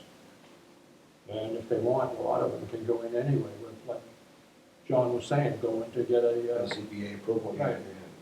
a special permit approval. but how about Main Street? That's a lot of upland area there. I guess I'm looking at, to some degree, is that all these special permit businesses, if they go, then they're gone, unless someone's gonna come in and do the exact same business. Right. And I think maybe you lose some opportunities there. Does it have to be the exact same, or can it be under the same umbrella? My understanding is that it's the same business. Same. If it's a car shop, it has to be a car shop Correct. rather than a wash machine shop. Correct. But it also has to be, like the new owner has to go in and reaffirm their ability to be there. Yes. You know, so there is a hearing, it's still, that Yes. still happens. Yeah. So, you know, they would still have to go in and, you know, that's the opportunity where, you know, if the place is looking run down, you might suggest some upgrade. So it's good to have that, that fluid ability to, you know, look at a business and how it's been operated in the past. Whereas if it's business zoned, anyone can go there and do anything they want. So you lose some ability to control the oral character of those areas. You know, like, if you look at Main Street, you can go down all the way down to Robinson Street, right? But after that, it pretty much, other than, you know, the VCA, it's pretty residential. So are we gonna inflict commercial development on all those residents in those areas and the traffic that comes with it and everything else? So just my thought. So it seems that the planners asked of the planning board to look into this over these 5 meetings. There's been a little bit of discussion, but I don't think there's anything, I don't see anything to bring it to front burner, Tony. You Okay. know, certainly have it back burner, you know, at the ready if it needs to be discussed. Would you guys agree? Yep. Just, okay. Yeah. So. Yeah, so maybe. Hopefully that suffices maybe- what yeah. your ask was. Yeah, that's exactly it. It was run it up the flagpole, see Yeah. who salutes. And if there's no, because obviously to do that, there's a lot of work involved. Right. And if it's not something that is, there's no interest, then I'm not gonna pursue it, Okay. you know? Yeah, so I think we've had a fairly decent amount of discussion about it, so. So can I again just say one quick thing? Yeah, and I'll be yeah, done? absolutely. Sometimes when we look at this stuff, right, we're looking at it in the vacuum without really looking at the master plan. And I know those documents are, you know, it's like watching paint dry, trying to read them, you know, like, what do I have to do to stay awake, you know? But the truth of it is there's a lot of information in those documents. And a lot of the things that we're talking about, back and forth about business zoning and everything else, it's kind of in there. And it's pretty much saying, we're kind of done. Yeah. We want to be, you know, people want to maintain the rural character of Yeah. the town as much as they possibly can. So we can keep, I guess, bringing up, after the master plan is approved, we'll bring it up as a topic of discussion then. But other than that, Okay. you know, if something comes out of that development. I think there's someone in the audience that may want to speak on. No? Yes? I hate to see it just get pushed under the rug. I think the town needs, Well, for you, you know. Mr. Yeah, absolutely. Can you state your name for the record, Oh, please? sure, Denise Clinton. Hi Denise, and you live in I live in Duxbury. Duxbury, okay. Do you own a business in town? No, I have, I'm a realtor, Okay, so I have a couple folks that are, actually, this is currently, right up on Liberty 84, and that's been a problem for the property owner, because there's a residential, it's a split. The front part of the lot is commercial, sure. and then there's this residential part at the back, so anybody who wants to come in and bring a new business into the town, you know, right where it's all businesses already, has this half, I could do half of the lot commercial, but I can't use the whole lot for commercial, I can't use the whole lot for residential, and no one necessarily, unless they're gonna do a condo or cluster, would want to put a single family home necessarily on that, Right. on 58. So I'm here to just sort of explore some of those lots that have these, you know, lines going through the middle of them, so it sort of kills both options. Absolutely. Both opportunities. Sure. To just do something, you know, bring something in to the community. And then a few other people have approached me, in fact, Mrs. Huntley, I think that Tony was the letter. Yep. Right across the street, at Satellites has a piece of property, so she's been asking me to help her figure out what she can do with that lot. She's elderly, and that made sense in many ways to have that piece of property business. Yeah. Instead of residential, because again, who wants to build a new house at Satellites? Yeah, I get you, 100%. So that's my interest. Yeah, and I certainly don't want you to have the impression that we Yeah. would brush anything under the rug. We Yeah. certainly wouldn't do that. But at the same time, unless it was through, as you know, unless it was through an official application, or if there was a petition to change or something like that, we wouldn't be able to, you know, look at changing the zoning based off of, you know, the one as opposed to what the majority opinion of the town is. We have had this on for 5 meetings. The board members have talked with constituents or come up with their own thoughts or ideas and looked at the zoning as the planner had requested. There is a lot of general feeling around the existing of the town of Hanson that the bedroom community is what everybody's for. That's loud and proud whenever we do any kind of outreach in public, you know, public opinion and things like that. So even when we come up with this master plan change coming up, there's going to be public outreach again. With the last one, it was very much the same. It's the open space, the veteran community, the small quaint, which is a balance of issue, because then we also have failure of economic development. Or I don't want to say failure, it's not the right term, but we have a low economic development. So there's this crazy balance that we have to try to put forward. And I did attend that meeting as well, because that's where what I do is that's what I see, Sure? economic development, not just enhancing. Yeah, sure.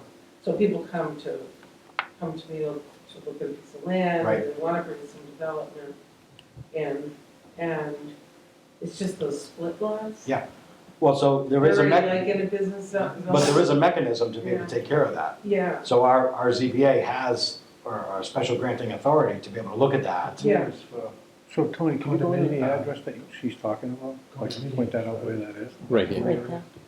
So we do have, there is a mechanism, it's a little bit, it's a little bureaucratic to go through that process.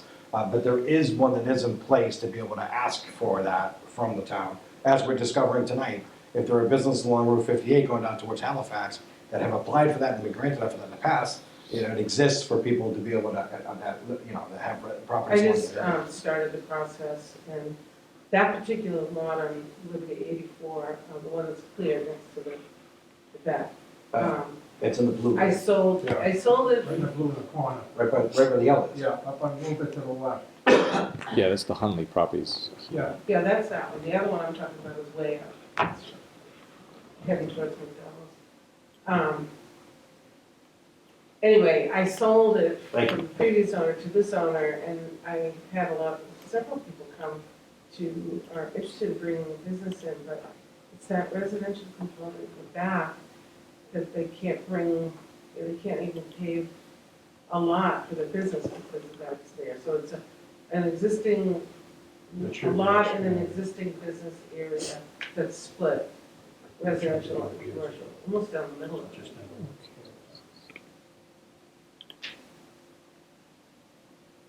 So couldn't that be addressed in a special permitting process? No, like, couldn't they go to the You could ZBA? encroach, you can encroach 30 feet into the residential of the business. But that's about it. Because I know, like, in the back, behind some of these areas here. There's a water easement. There's a water easement, and there's also, I think there's a stream back there somewhere, close by. to It's the, engineering. I mean, Webby did a Yeah. lot of engineering for the previous owner. that's a Rockland water main that runs up to the. Yes. Are we talking a lot that's behind? The lot I'm talking about is right next to the vet. We've discussed this lot in the past. Yeah, and you said that it was, You're not talking about a house, though. It's not the line. No, I meant the house down on Winter Street. No, that's a different one. did you say that Webby engineered stuff Webby's on done that some lot? engineering on that, on the one I'm talking about that I have listed currently. You This talking one about the here. culvert in the back? No. The one she's discussing is this one here. That's highlighted. Yeah, right, to the right of the VCA. Yes. Are you referring to the culvert out in the back? For the residential component? No, see that, what he's saying is, there's a if you go back in the back of that property, right, just after where VCA is, it starts to, there's an easement there for a Yeah. water main that runs through there. It's all, And I think and I looked back on this, because at our last meeting, we had discussed why we have like that type of a zoning area there. And I think at the time, the feeling was, if you look at lot 9-1A, 3.5, 3.4, and all in that area, it's all residential. And also that 12.1, see that green thing there? There's a wetland finger that runs back there, and I believe there's a vernal pool back there as well. So I think at the time when they were doing the zoning, right, that was all considered. They said, well, if we just zone it residential, then, no one's gonna really put anything there because the rest of it's zoned business.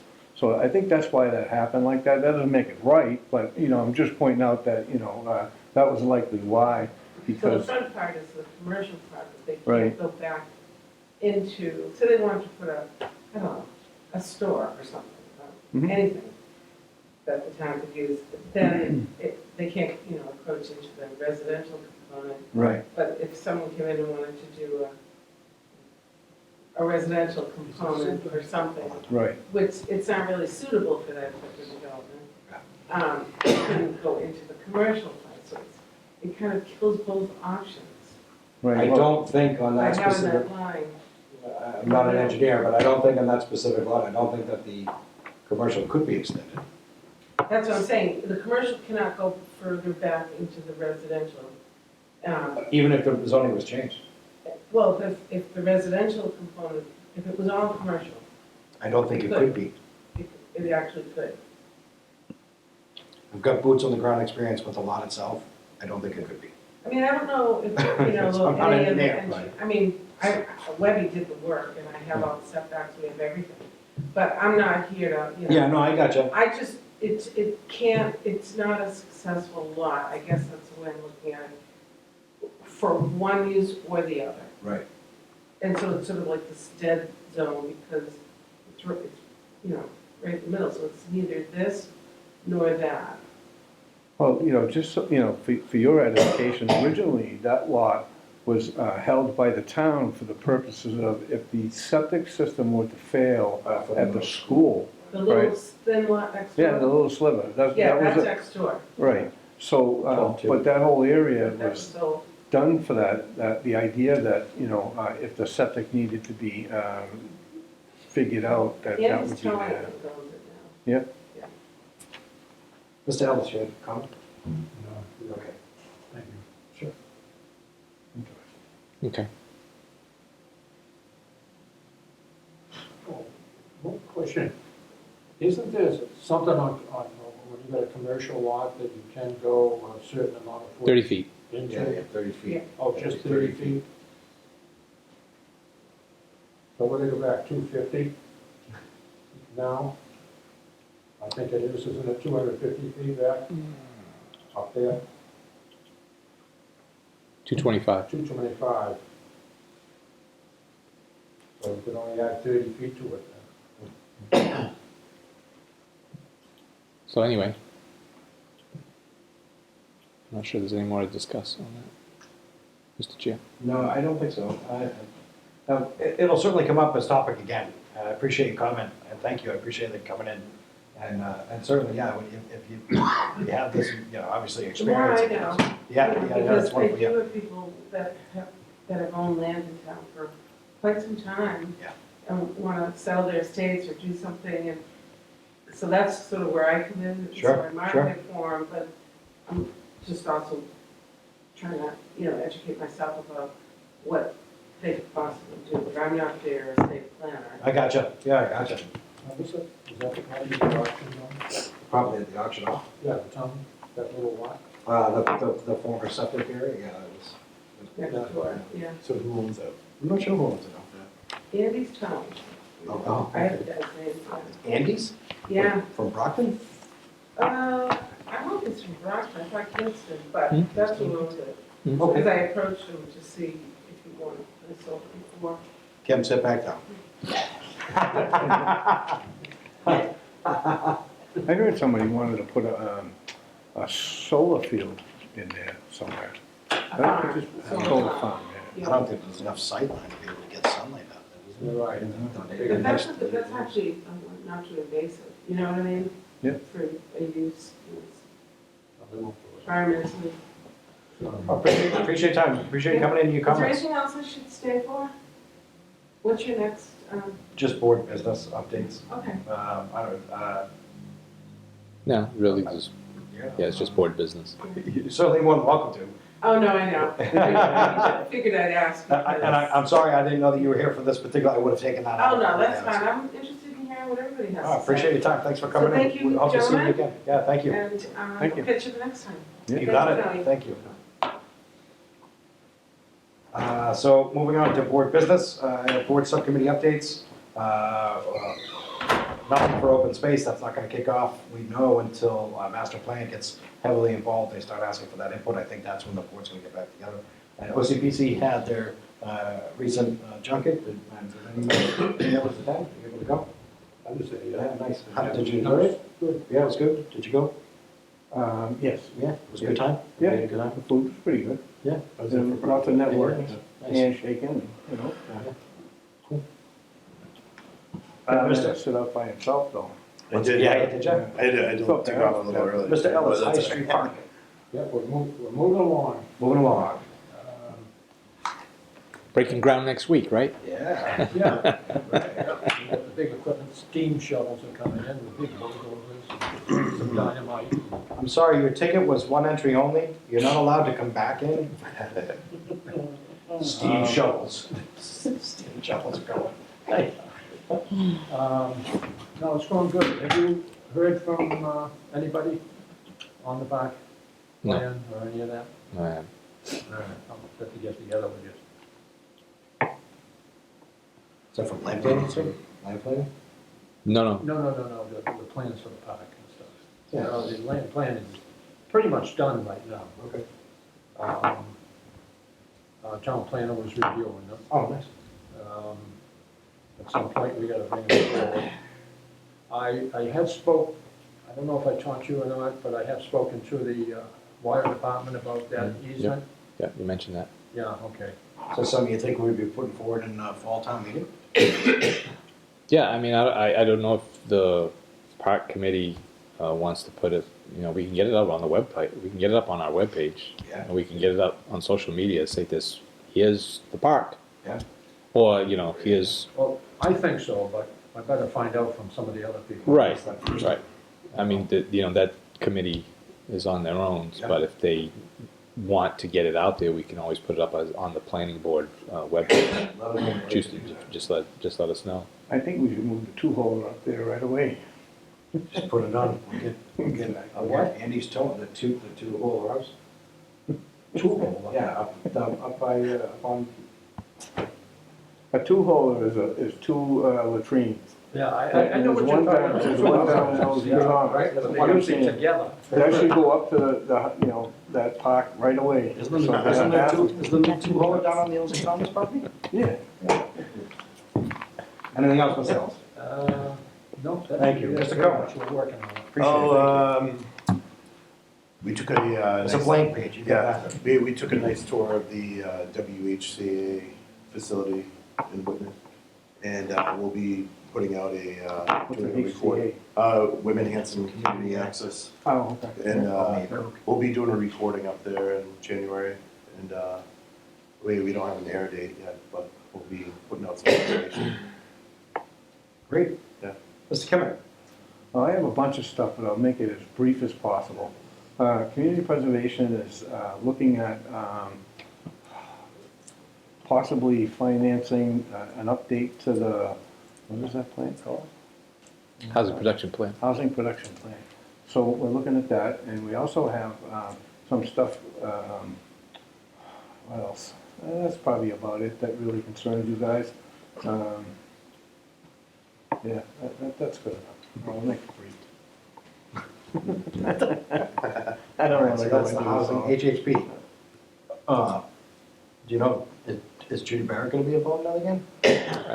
I can add to that, Mr. Chair. Yeah. So our housing production plan is going to set to expire, I believe it's May 1st of 2024. So I've begun the process of trying to find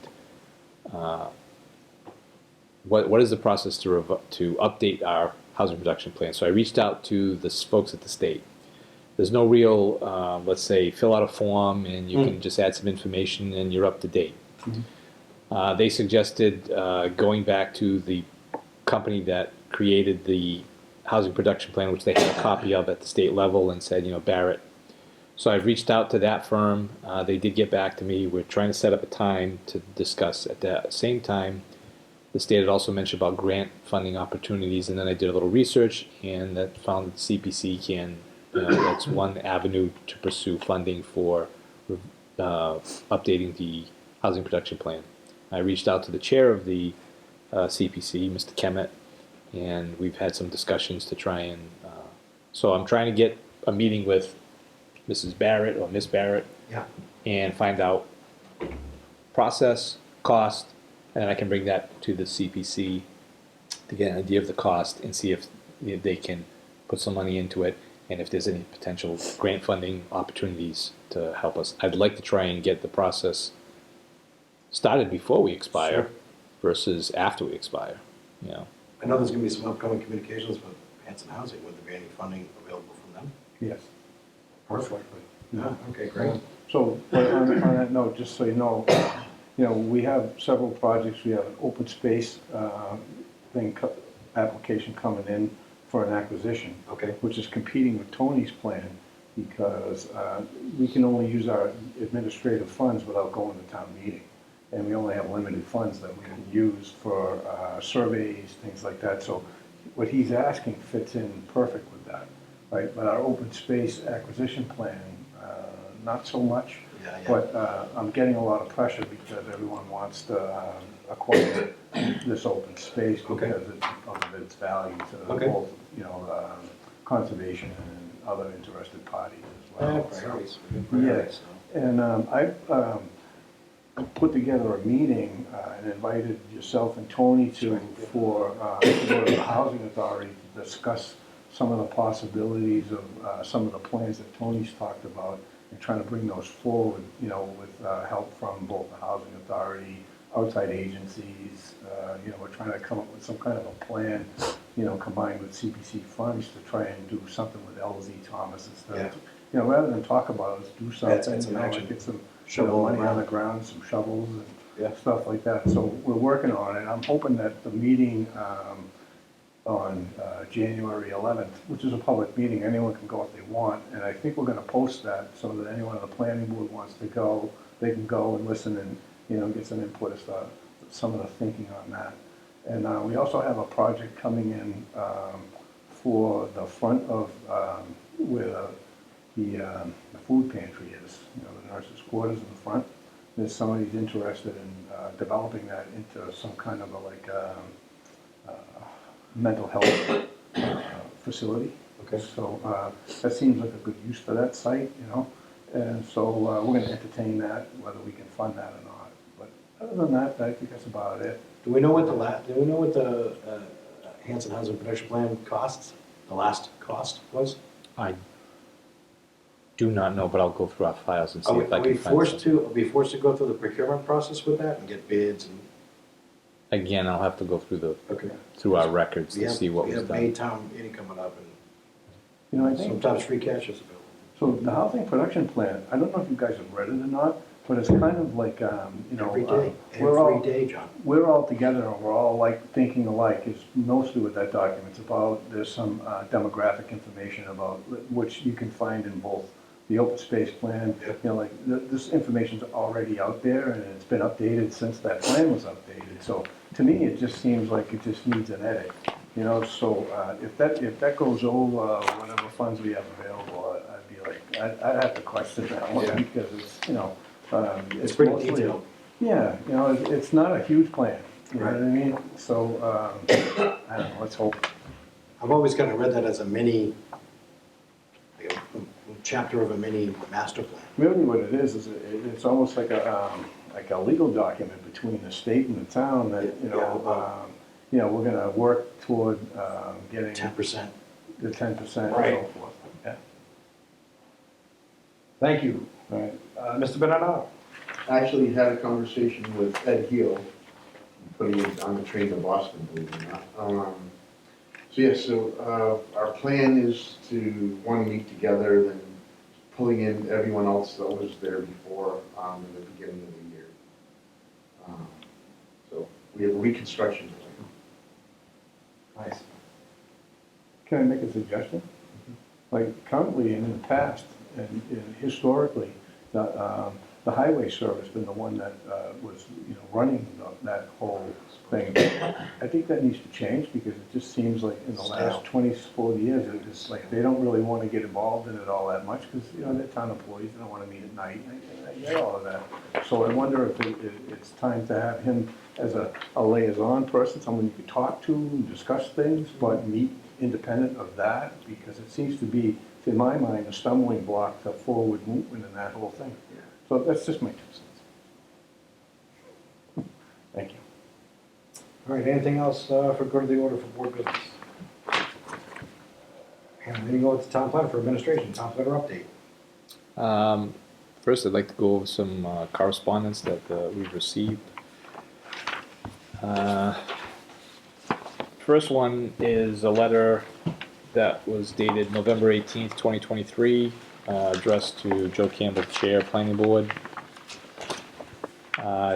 Dear Joe, and what this letter is referring to is, I'm going to put the plan. I'm going to read it, Tony, and you can put the plan up. Sure. So the letter states, Dear Joe, recently the planning board approved an A&I for 0 West Washington Street, a large parcel that is largely wetland. In doing so, the board apparently agreed with land planning that the parcel can be considered an estate lot. The result is that a residence will be built within 50 feet of the street, just as the homes on the rest of the street, but without the 175-foot frontage required in the AA zone. The lot was previously approved by the planning board with the required frontage, but was subsequently revised by land planning to remove the portion of the lot that provided the frontage. This makes no sense. Hanson deserves better planning than to degrade the neighborhood by allowing a non-conforming lot because of a perceived loophole in the zoning regulation. I recommend that your board revise the zoning rules to eliminate the possibility of a street lot being labeled an estate lot in the future. Respectfully, Frank Scallinger, 75 Spring Street, Hanson, CC to the Select Board, Zoning Board of Appeals, Board of Health, and the Town Planner. So in September of 22, specifically with September 12th of 22, the board had received the application So, of the A&R Leasing Corner. right, it was an A&R plan, and they reduced the frontage. This was Lot 2, had 175 feet of frontage at the street. This lot was created in 1980, and they added a parcel in the back with upland so that the lot would meet the upland requirement. As you can see, there is a wetland between the upland area in the back and the street. And the lot, my understanding, is on the market.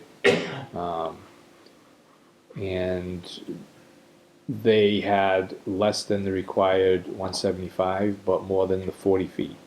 And so it does fall within the definition under our current bylaw of an estate lot. And I'm just trying to pull up some of the language.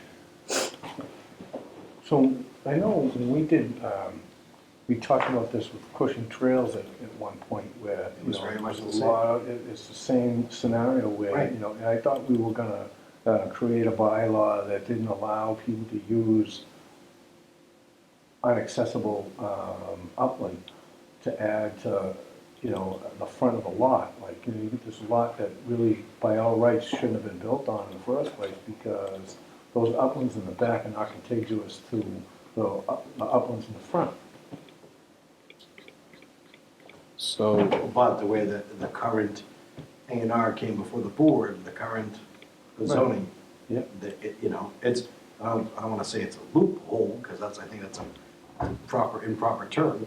The Yeah. applicant did what they were supposed to do. They changed the lot so that it was conforming, and there is no, So both lots are conforming at this point? right, So- yeah. Yes. So where the house is built, there's nothing in the regulation that states where, you have to place the house. And that's where the yeah, contention is. so, yeah, it's, You have it there. the board, I mean, it's, you know, if I was before the board and I had a client that brought that lot to me and said, I'd like to try and get this lot. Now, one question, I'm not sure why the engineer did it the way he did, and the reason I say that is because the lot was created in 1980 and it had 175 feet of frontage. At the time, based on what I could research, the requirement of, let's say, 175 feet at the street and 175 feet at the 100-foot setback didn't exist. So that lot would have been considered, in my opinion, an existing non-conforming lot. Mhm. And you can add to a lot. So they could have added the parcel in the back and added the upland to make the upland requirement, and it would have met the lot. Now, maybe there was something that maybe the property next door, they wanted a more buffer. I don't know. So I can't explain. I can't tell you what their thought process was. But looking at, our current zoning bylaw, it says, all setbacks, it says, well, the minimum required frontage may be reduced to 40 feet in a residential district. Now, when you say may be reduced to 40, I would interpret that as anywhere between 40 and whatever it is, 175 or 150 is fair game. And then you also have, it says, all setbacks shall be at least 50 feet. All setbacks shall be 50 feet. So that tells me that if I want to put my house 50 feet from the road, I can. The zoning's saying that. It's saying all setbacks. Now, is it written well? Probably not. Is it ambiguous? Does it open up, we'll call it loopholes, interpretation? Absolutely. And so that's what they did. They look at the zoning bylaw. That's what you do. You look at the zoning bylaw and try and meet the zoning bylaw. Now, one thing that the board, the planning board, you're limited to what you can do when you're looking at the Form A.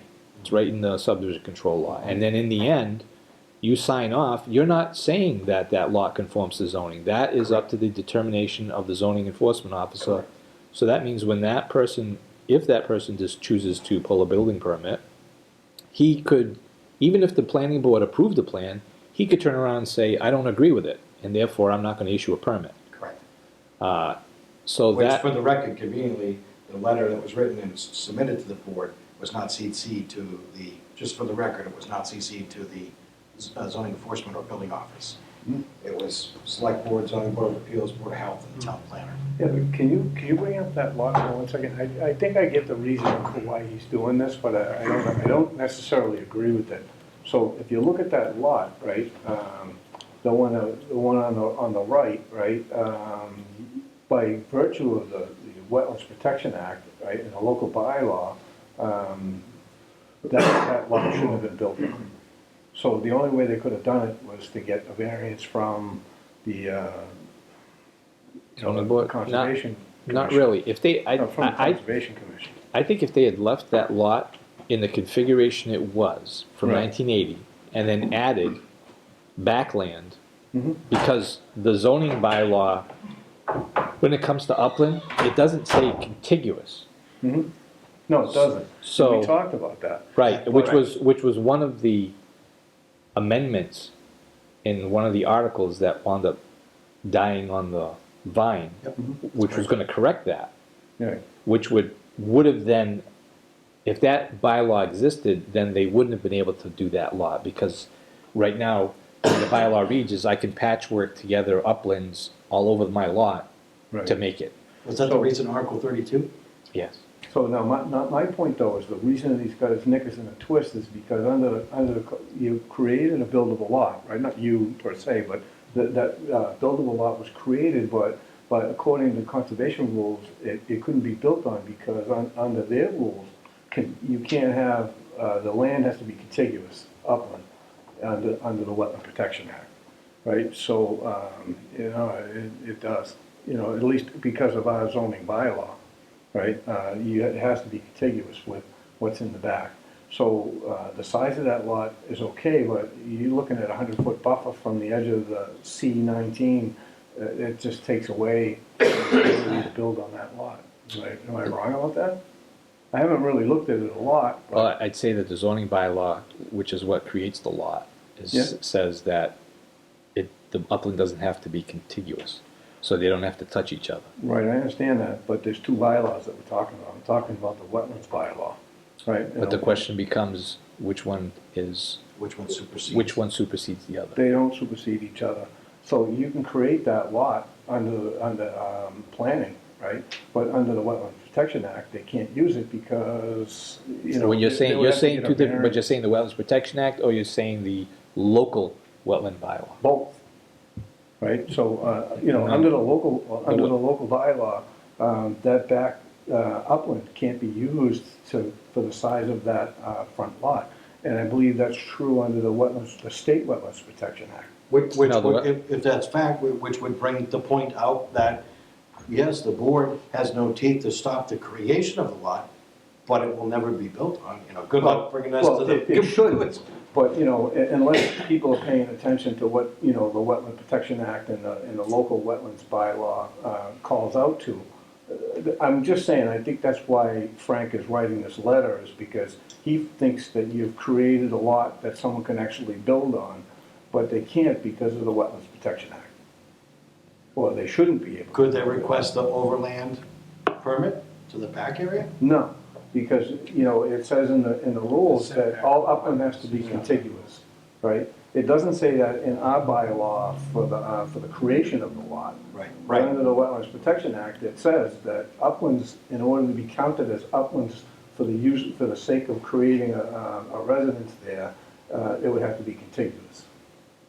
So it was addressed that it was in an article change, or it was in an article, what was it, was Article 32, was it not? It was part of Article It was 32. part of Article 32, which died on the vine, and was turned down at town meeting. If it was contiguous, if this was contiguous, the word, because I remember when this came in, and it was this patchwork of upland. And I said, it's because we don't have the word contiguous. I said, but that's gonna change. Right. And if contiguous was in there, then this lot you would have been able to just shoot this plan down because of the fact that it was, Right. didn't meet the upland requirement. So what I'm trying to say is, I think this is what, like from the perspective of conservation, which, I spent 10 years on there before I came here, and I would have, the first question I would have asked looking at this, why the hell would they allow this to happen when, under the Wetlands Protection Act, you can't build there anyway, so why create a lot? You know what I'm saying? And I So, believe that at the time that this came in, it may have been with another A&R that had come in. Dr. Skellinger submitted a letter Same at thing. that time Yes. saying the same thing. Yes. It was determined again at that time that, yes, we may agree with his opinion, Yeah. but the law, the regulation, and what's on Absolutely. black and white states I that get we have no reason to deny. So that's something I think, needs to be clarified with him. Is, we don't have the option of saying, well, just because it's not buildable under the Wetlands Protection Act, Right. doesn't mean we can deny the lot. Right. So, it's a moot point. Yeah, so we did try to address it. We put that before the town meeting, and it died on the vine. So the grievance, per se, may instead not be with the board. It shouldn't be with the board, but instead it's with the citizens of the town that voted down Article 32. Well, let me ask you this, we've gotten this letter, right? Are we gonna respond to this letter, or are we just gonna ignore it, or, can't we explain to this guy somehow that, we don't have the options that they have under our regulations to make these changes when it goes to town meeting? I certainly think the planning can respond. I can craft a letter, a draft letter, responding to his concerns, Okay. and I can bring it up at the next meeting. Yeah, but we're not allowed to, is it a year? Is it a year to be able to bring up the same change to the zoning? 2 years. So we're gonna be able to do, and please let them know that we're not gonna be able to do anything until 2026. Like, there's other things that, when we do examine that, for instance, there's another municipality that I did a lot of work in that they had retreat lots, and it specifically said 30 feet of frontage, period. That was it. 30 feet of frontage for like X amount of feet, and then you could open up or something to that effect. But it was 30 feet of frontage. There was no may be reduced. There was no, it was 30 feet. And it was actually a two-step process in this particular municipality where you had to go for a special permit to the zoning board to get it, and then you went to the planning board with an A&R. For the lot. But you still can't create a non-conforming lot to. No, you can't. So if, you'd have to have a lot that had more than, whatever, whether it's 150 or 175, whatever the difference is between that, you have to have that. So you don't have to get all fancy because, if you want to create a 30-foot thing to get to a retreat lot, if you only have 175 feet, it's not going to happen, right? Right, but what I'm saying is, if let's say you want to tighten up what's your definition of an estate lot, so you don't want what you consider a. So this is an estate lot, but they can build out by the road. Mhm. And if the idea of the estate lot is for people to build out in the back, then if you say, okay, it's 40 feet of frontage for 200 feet or something along that line. Now you're forcing it to go to the back. You're not you know, people are not gonna be able to build by the road, you know what I'm saying? Yeah, yeah, but all those funny little things all around that thing tells me that, that's never gonna happen. So, What are anyway. those little You got- shrubs? You got two things here that you're trying to do. Yeah, And the Wetlands Protection Act is gone by itself. So if it's there, they can't go beyond it, Right. yeah, all right, or within 25 feet of it, or whatever the regulation may be. yeah. But what you, if that was, we wouldn't be talking about this if that lot, wetlands was another 100 feet back. Correct. Right. Then everybody would be happy. Yeah, because the house would be Right. back in there. So- They just moved the So you're house back. advocating we should drain the So 100 feet if back? Drain the swamp. You know, so you get a buildable lot, and then somebody gets to build themselves a house there. They're I- just restricted I for doing that. think they had a buildable lot before they even did this, Right. so why they did it, I don't know. But it's not up to me to tell them or ask the question, Yeah, see, What- why are you gonna do, why are you doing this when you already have a buildable lot? Mr. Elton. Time out. What he had before, and I can see it right from here, he had circumvented the 175 feet of frontage. I think it's 175, right? Yeah, it was 175, this lot was created in He 1980. went back, I don't know, 15 feet and cut a little slot off, Call it the X. and then he had his frontage. right? Which That was, was to circumvent the bylaw, right, because in 1980, right? there was no bylaw saying 175 at the street and 175 feet, 100 feet back. Right, they didn't have the 100-foot back bylaw, but they did have the 175. So he circumvented it by going up into the other piece of property and then coming back and shooting up that other line. But for whatever reason, I don't know why, he decided he wanted to go back and just make it a retreat lot. He wanted to put whatever land he's got combined with parcel A with whatever that parcel is. I have no idea what that little shop is. I'm guessing But they were, he's- I'm guessing he's they're messing trying, himself up. yeah, I'm guessing they increased the setback for the shop for some reason, because other than See that, You got that- Yeah, 26 and 35, yeah. yeah, that, Yeah, that, that's exactly 27 what that and was 18. for. yeah. Because I remember this, going in the Wayback Machine. And the only reason they were able to do the parcel A is because, see those little fingers over there, or C3, C48, those are all contiguous to that lot. Yeah, you So were- that has enough That- upland in order to support what's been built there. But what I'm saying is the lot on the right does not have enough upland to support the construction of a building. Right, well, Right. that's Under one the of wetlands one of the protection. reasons, but normally, that's not a problem. Yeah. That's not a problem. I mean, somebody's building a house there, but he's restricted to setbacks for the neighbors for 50 feet. That's all. That's what they did. Originally, they came out, I don't know, 30 years ago, 40 years ago, somebody down the Cape put all 40-foot lots together, Oh, yeah, and it was part of a yeah, pulling down the strip. Right. Yeah. and they had 30 lots, all 140-foot lots, and they expanded out, and somehow they got the land area. Well, they came out, and the state come out and said, you can't do this anymore, but Yeah, that's Hanson in come the out with a book. bylaw, You're when talking we about had the- two of them together. You talking about the Nantucket case? Yeah, Yeah. with all the stretch backs and then over, stretch it over. Yeah, that was, stretch it- that became the vital access So case. Hanson decided that's not gonna happen here, because they make the bylaw said they can't be together. Two hammerhead lots. lots can't be together, there has to be a full lot in between. You know, but now, that's the same thing, he's just got a lot more distance than the neighbor in the back. I mean, But what go difference through, does it make? but go through the process, had the board denied it in September. All they would have filed with is land court and explained that, you know, their application, and land court would have overturned it. Because Right. land court would have looked at the black and white of the zoning and said, yeah, no, they had no right to deny this. Yeah, I think maybe there's a concern that, maybe that would have happened, maybe the person would have pursued it in court, maybe they wouldn't have pursued it in court. Yes. You're under a strict, subdivision control tells you what you can and can't do, what you can and can't look at. In your opinion, Tony, so here we could solidify this, in your opinion, knowing that there's probably some more access lot, hammerhead lot, whatever you want to call them, retreat lots, coming our way, there probably are. Do you feel the need for us to change, for any reason for us to look at the zoning and change the zoning? I do, and the reason why I say I say that is just one of the reasons is it says 50 feet from all setbacks.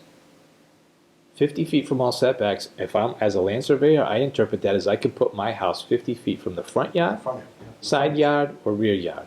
So if I Right. want to put so if I create a retreat lot, and I want to put my house 50 feet from the street, I can, because yours bylaw says I can. Right, so would you Now- also agree that we could not do that, because this same thing came up in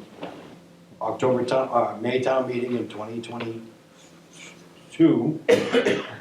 Yeah, that we are not able to look at that until 2025. I mean, there's some maybe tightening up of those regulations to try and prevent this, and I understand it, because if I look at this lot and I go, wow, that's a terrible lot, it really is, you know, but that's a personal opinion, it's a terrible lot, but unfortunately, when I look at the regulations and I look at the lot and I go, yeah, well, zoning bylaws, you know, it's creative, you know, and that's the whole idea. A lot of lots in town that have been approved that way, over 40 feet. Yeah. There's a lot. You know, Frank brought this up before, and the last time, we had to try to explain to him that there's a difference between the planning rules Yes, for uplands and the Wetlands Protection Act rules for upland. yes. And what he's trying to get at, right, and trying to get us to buy into, is the idea that the two rules should be in simpatico. So that lot wouldn't even be buildable, so then they wouldn't have to go to hearings and listen to it all. In a sense, it's kind of like, in a way, laziness, because they don't even want to see that come before them, because they've got to do variances and they've got to hire engineers to figure out where exactly they can put the house.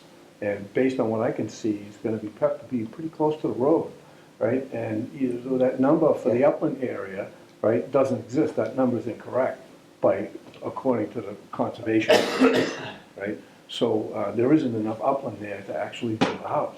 So now the Conservation Commission has to deny it, right? So then they'll go to court, and the land court doesn't really care about conservation, they just care, the planning board said that was a buildable lot, right? So that's where. no.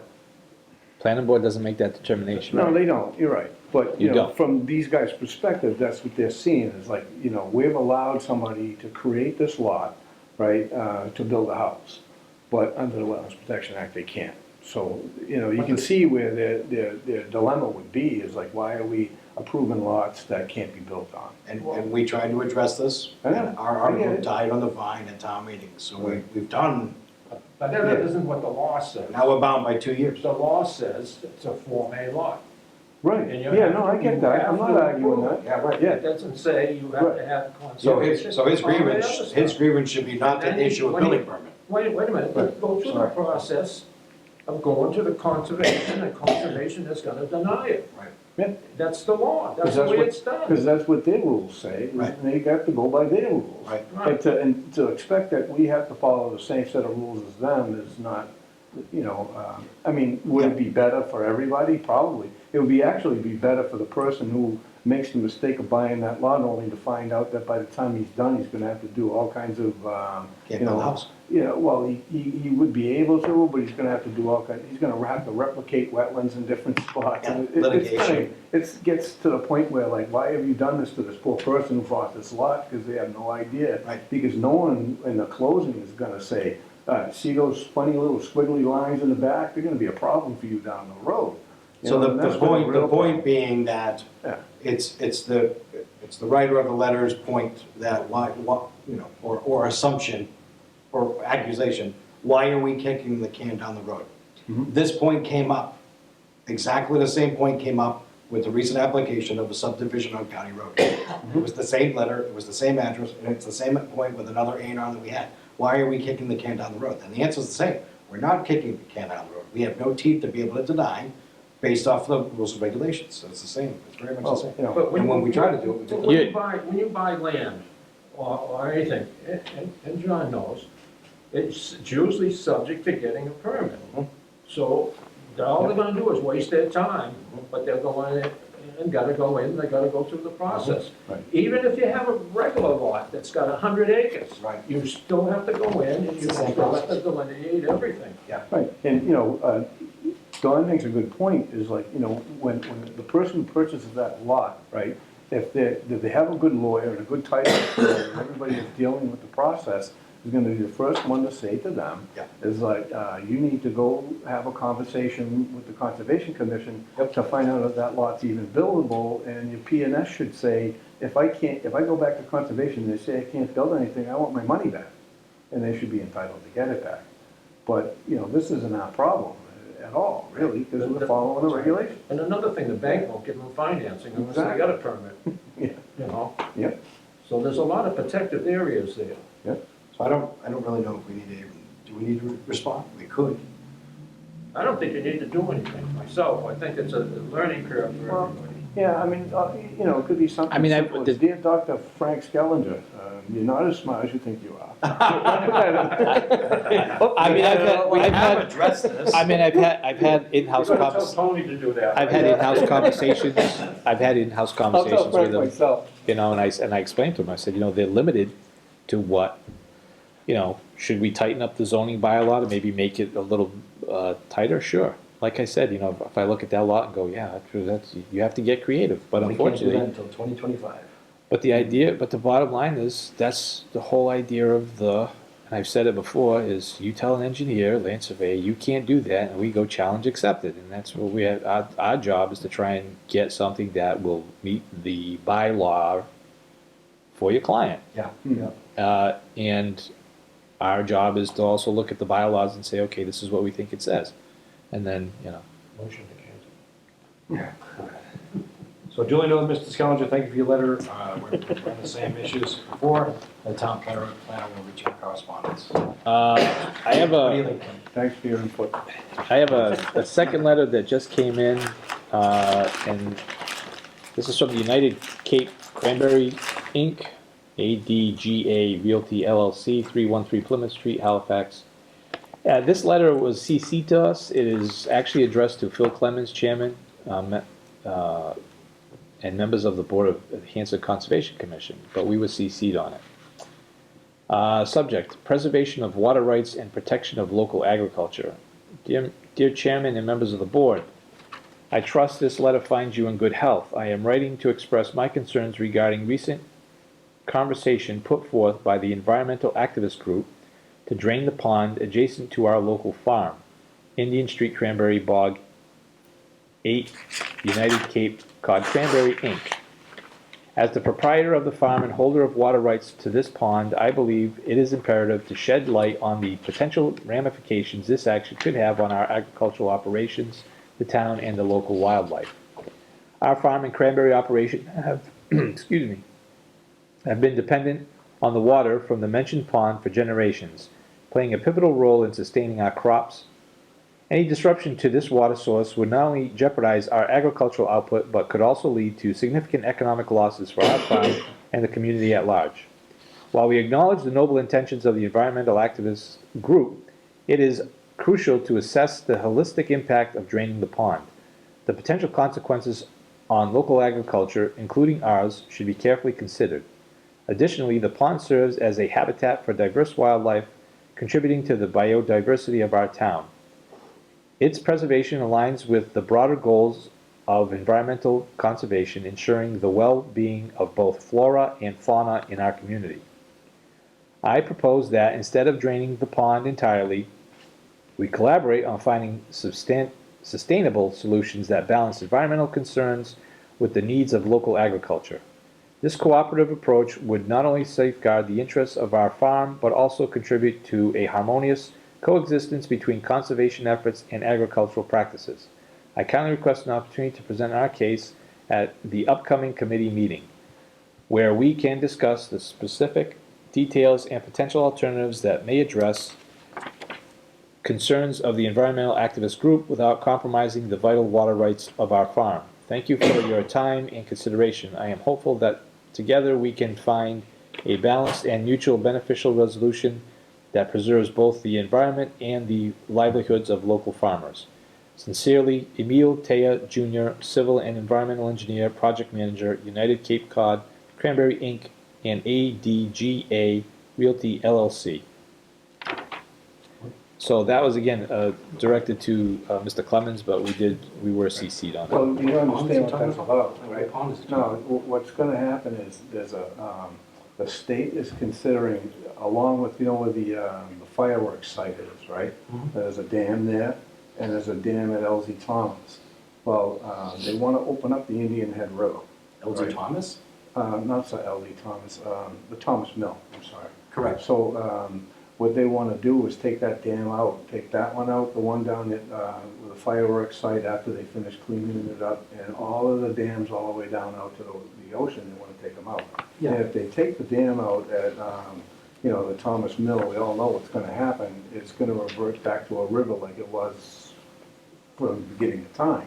That wasn't impounded until probably 1890s, probably even later. I don't know the dates, so I'm not gonna throw a date out there, but that wasn't always impounded like that. And but the state wants to remove all of those obstacles, because salmon, at one time, you could go to Wampatuck Pond and pull salmon out of the water certain times of the year. Yeah, this And was they the want to North, restore all of that. we had the North River, South River Watershed Association, we had a representative that came to us Yeah, to talk about it was the Ludham Ford Dam, yep, and the other dam is yeah, this is the, just recently. I thought it was the State Street. Yeah. It's not here. Yeah, no, that one's included in that, you have to look a little closer. That's only like in phase 2. So what they wanna do is get rid of all those impoundments, watch what happens, and then once the water settles where it's gonna go, which traditionally that's what it always did, and now then they'll come and they'll take this dam down. And there's been discussions, and if you look close inside of there, they're not completely convinced of taking that one down, but they're considering it, and that's what this letter is about. Because that'll significantly change his ability to impound the water. But not really, mostly because, it comes out of Wampatuck Pond, right? This And- pond Yeah, here. this pond here. Yeah, but it actually it goes from McQuon to Indian Head, around into Wampatuck and back out again.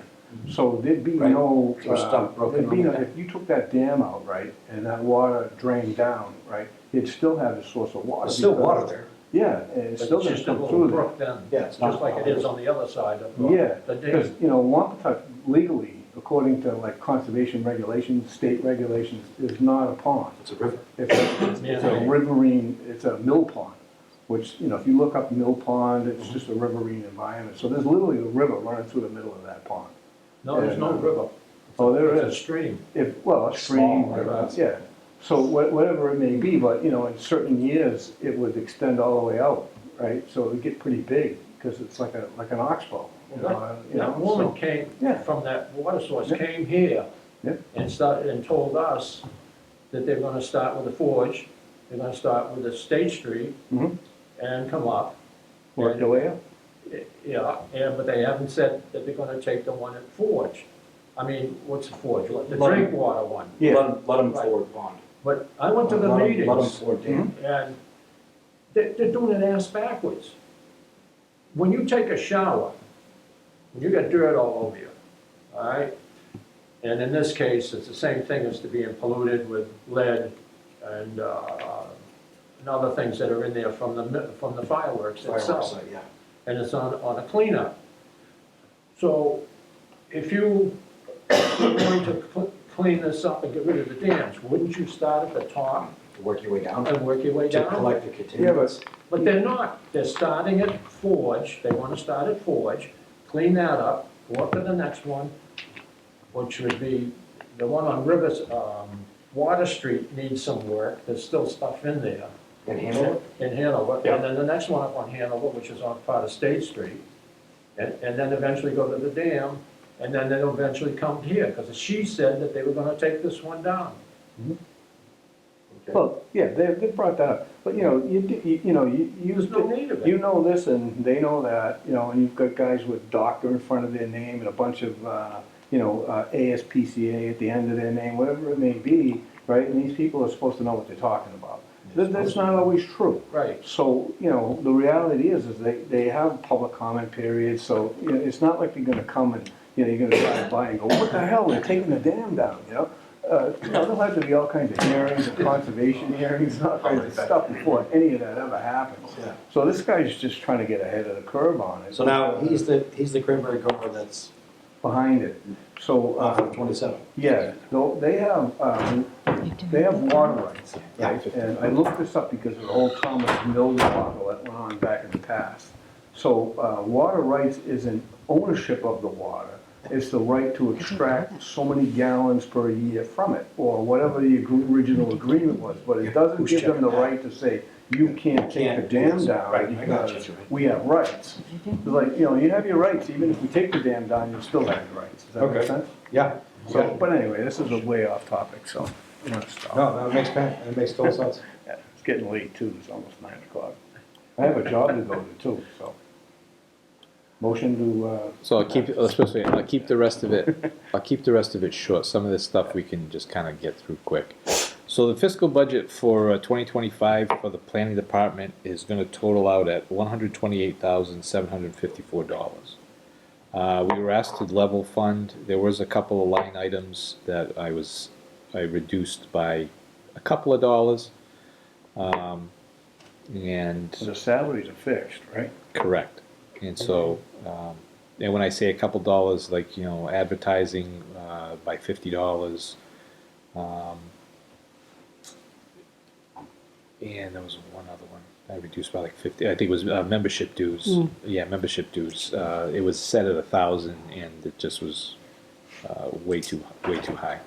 So that's their operating budget for 2025, which has been submitted for review, and, we'll see what the FinCom says about that. 128,754. Correct. Just a review, administrative assistant, possible office hours increase is gonna, Yeah, that's gonna change, will that change the budget? That would change the budget, so. How many hours are you working out, Kim? 19.5. And you wanna go to 22. At least 22, yeah. 19.5, you're getting full benefits? So if you change to 22. Is that still under, or you need, what, 30 hours? for full You need benefits? 20, is it 20? Right? It was 20. I think it's 25. You have to get the, In order to get the pension, it's over 19.5. yeah, I think it was 20. It's like wasn't it?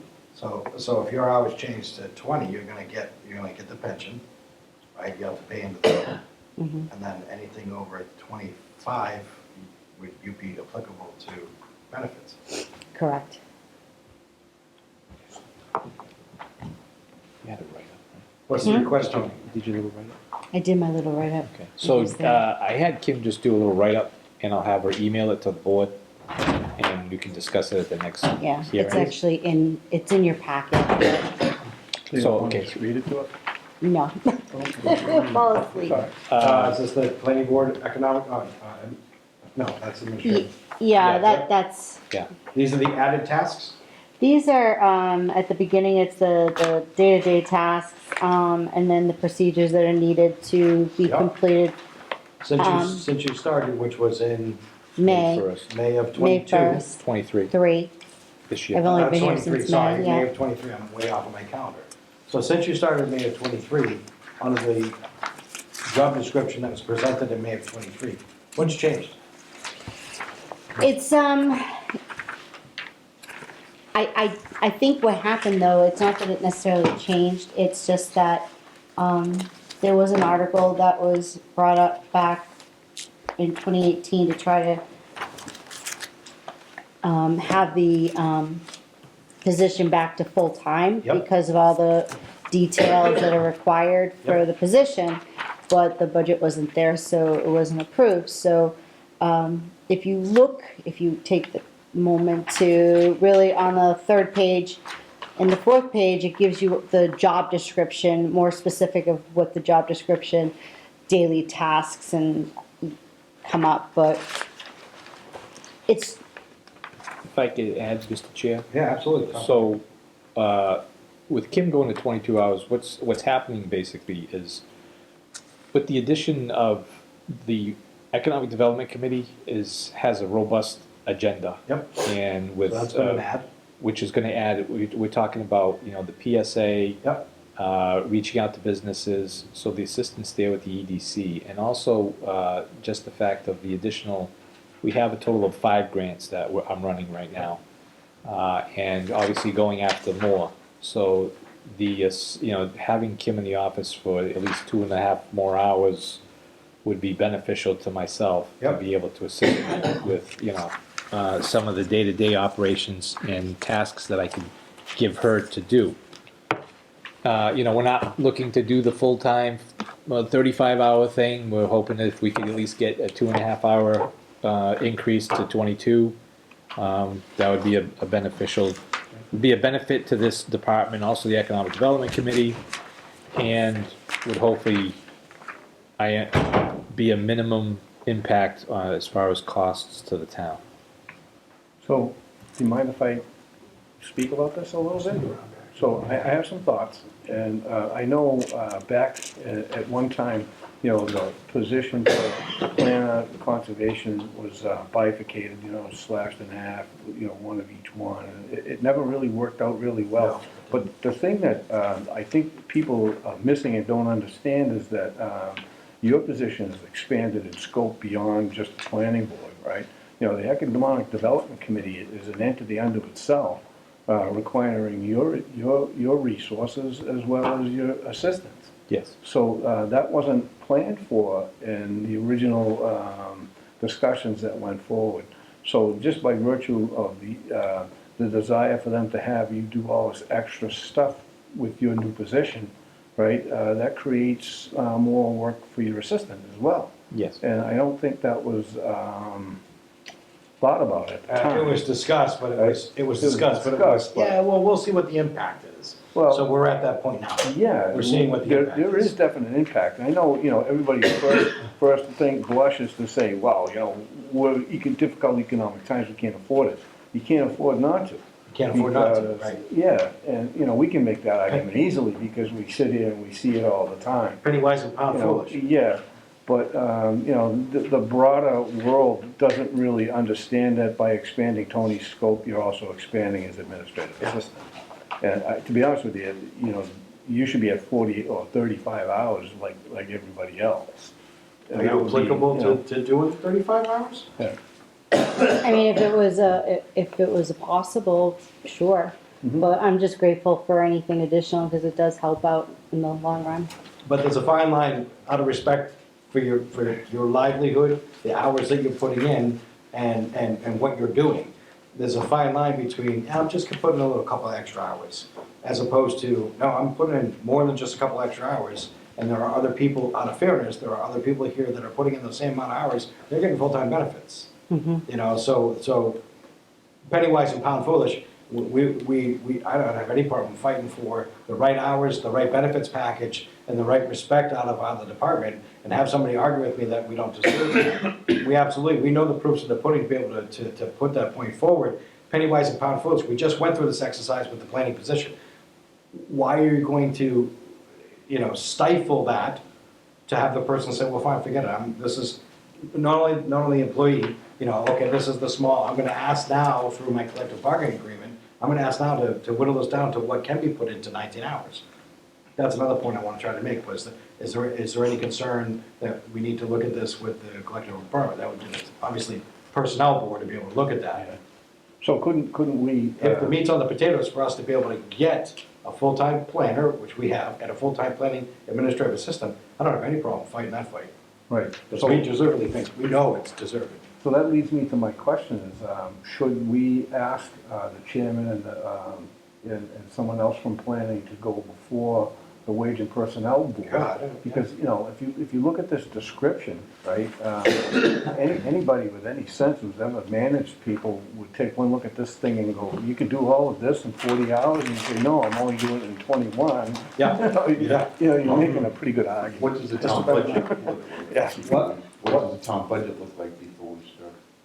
Well, it depends on who you have to draw the saber It against. to almost figure doesn't, it almost doesn't matter, because it's like here or there, it's like who's gonna make the best argument for the resources?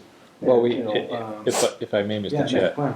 I mean, the Kim's predecessor, we had attempted to go for 35 hours at the time and just was not even a matter of discussion. So that's why we're looking And where did at, that person go? and that's why, at least for this point, we're thinking, okay, well, if we can't shoot for the stars, can we shoot for at least down the block, maybe 22 hours, and see if that would be amenable, where I'm gonna use the term short money, but obviously people might not think it's short money. So we figured maybe something of a compromise of maybe 22 hours, and see if that works, and then if we can get something later on down the line. So it's up, I mean, so we're looking for support from the board, if the board feels that it wishes to support that, of at least chasing down at a minimum 22 hours. I mean, if you want to go above and that to 35 and shoot for the stars, I mean, it's up. In my personal opinion, risky. Yeah, I mean, I feel like if we go for 35, they're gonna just immediately say, no Well, way. my personal opinion is to be able to find out what affords, Yeah. what affords Kim full benefits. So- To be honest with, because there should be no difference, you get a part-time mechanic down at the highway department that's coming in and working on some, machinery, and then are heading, that's truly a part-time job. Kim's here, it's not, 11:30, and she goes, I'm sorry, Tony, I gotta go. She's still here. I've seen her here. I know you come in. I know you come in before hours, after hours. I've seen it myself. So knowing the dedication that we have and knowing what would be required of it, there should be no reason why we shouldn't be going forward for a benefited position, whatever those hours are, even the minimum for that benefited position. But I think that the office should absolutely, if I'm not mistaken, we go back to that article where we asked for the 35, there were no other administrative assistant positions in this building that were not benefited. Am I correct? Does that still stand? Yeah, as far as I know, they're Only- all benefited. There The are, only position that did not carry benefits was think. the planning office. I think it and I was. think there is one other person that works under Part-time. 20, Downstairs. yeah, downstairs. Stacy. Yeah, downstairs, I think the treasurer collector's Some, office. yeah, someone, there's Yeah. one other person, I believe, within the building. But it's less hours than you though, correct? It's not Same, 19, Same. same 19 hours, I think. So But- that's new since that article went forward though. Right. That's a new temporary position. I mean, one possible argument too is that department has a total of, let's say, 4 people in it. Ours Correct. has 2. Two people with the load. Right. The facets that you have for communication coming into your office because of the different things that have been brought on by the new job description far outweigh what's coming into that office. That's all, I would say, is probably the same, I don't want to say mundane, not mundane, but it's all the same. It's the same trick. It's always the day-to-day, the tax of the day-to-day. Can you find out what the minimum benefited hours would be? Yeah, definitely. So have you been called into the principal's office with the finance committee yet? They usually want to go through your budget and, No. because that's a good place to start. Right. But wage and personnel is really the landing pad, because without talking to them, right, they won't approve that without something, Does the right? board mind if I reach out to the chair of wage and personnel? No. So it's a good place to start anyway, because, they're the ones that make Be a that. former planning board And member. then, and then we should also reach out to the finance committee too, because we're gonna have to make that argument there. Yeah, on December 1st, well, prior to December 1st, I had everything that was required. The budget was in, there was a narrative that needed to be submitted, so everything was submitted on time. And, we've been able to, I think, level fund basically, other than salaries, which is always, steady for the last 2 years.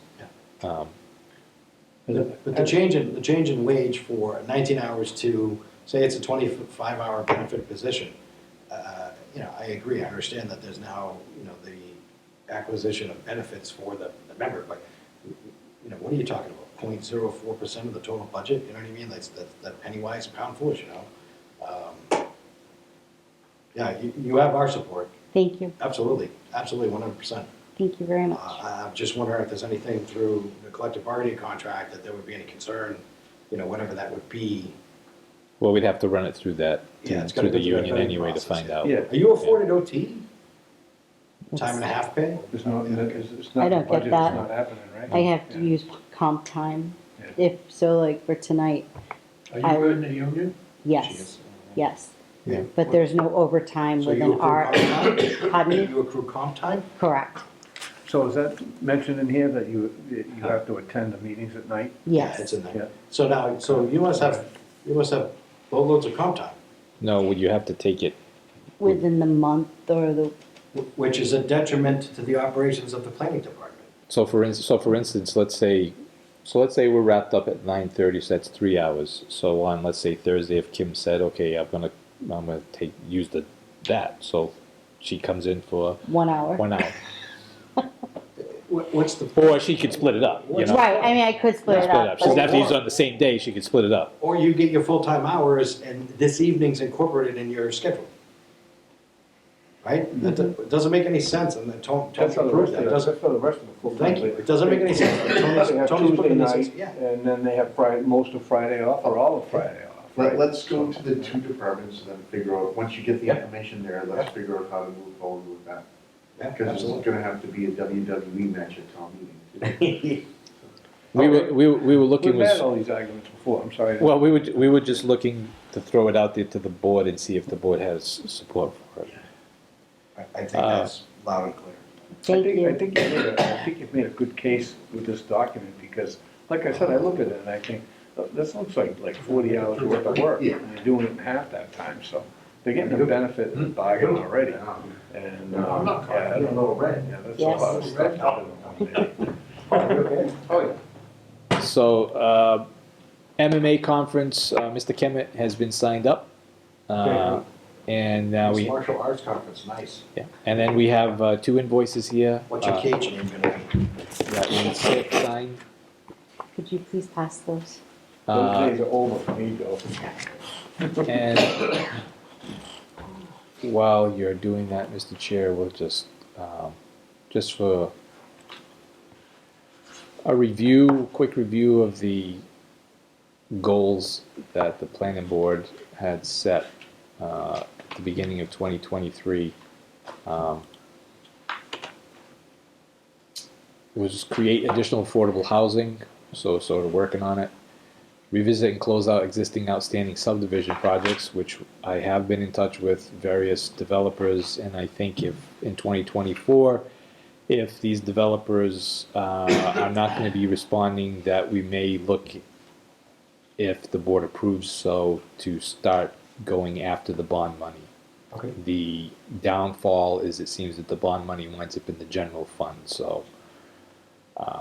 So determine exact role of planning board in administering stormwater regulations. One thing to just touch on that, the highway superintendent has reached out to me regarding MS4, and because of the MS4 updates, our bylaws have to sort of match the updates.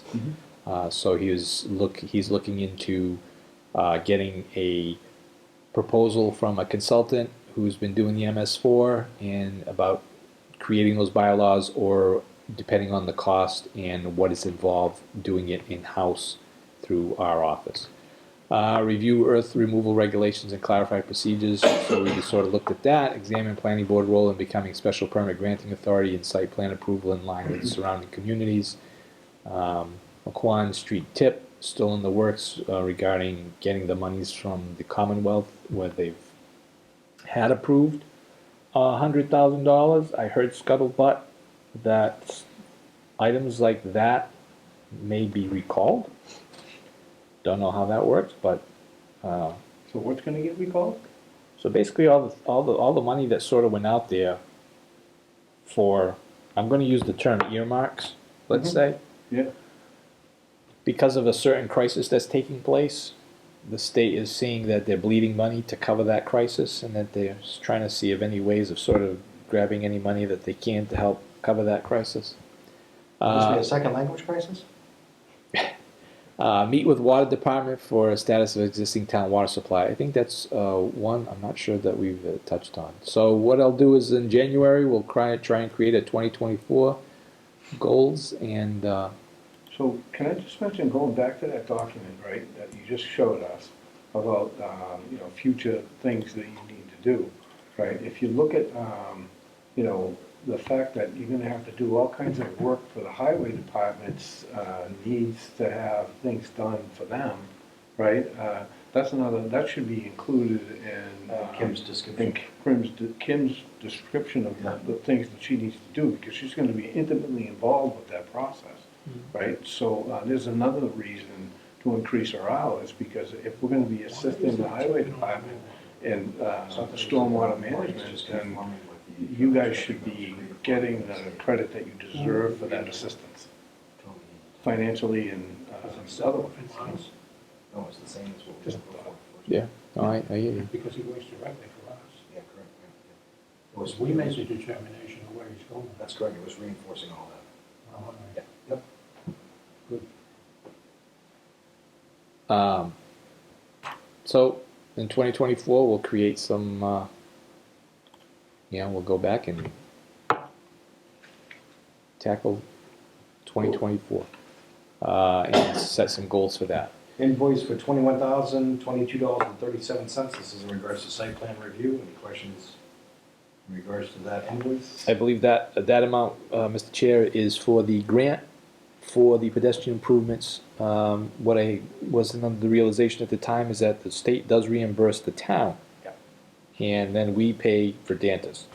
There was a little, I'll say, a miscommunication between my department or me and the treasurer. So that's It's all worked out, it's all squared away. The 21,000 is gonna go off to. And that's gonna go up, the 21,000 goes to Verdantis. So what happens is Verdantis gives us an invoice, I send it off to the state for reimbursement, they send us the money, we send it to Verdantis.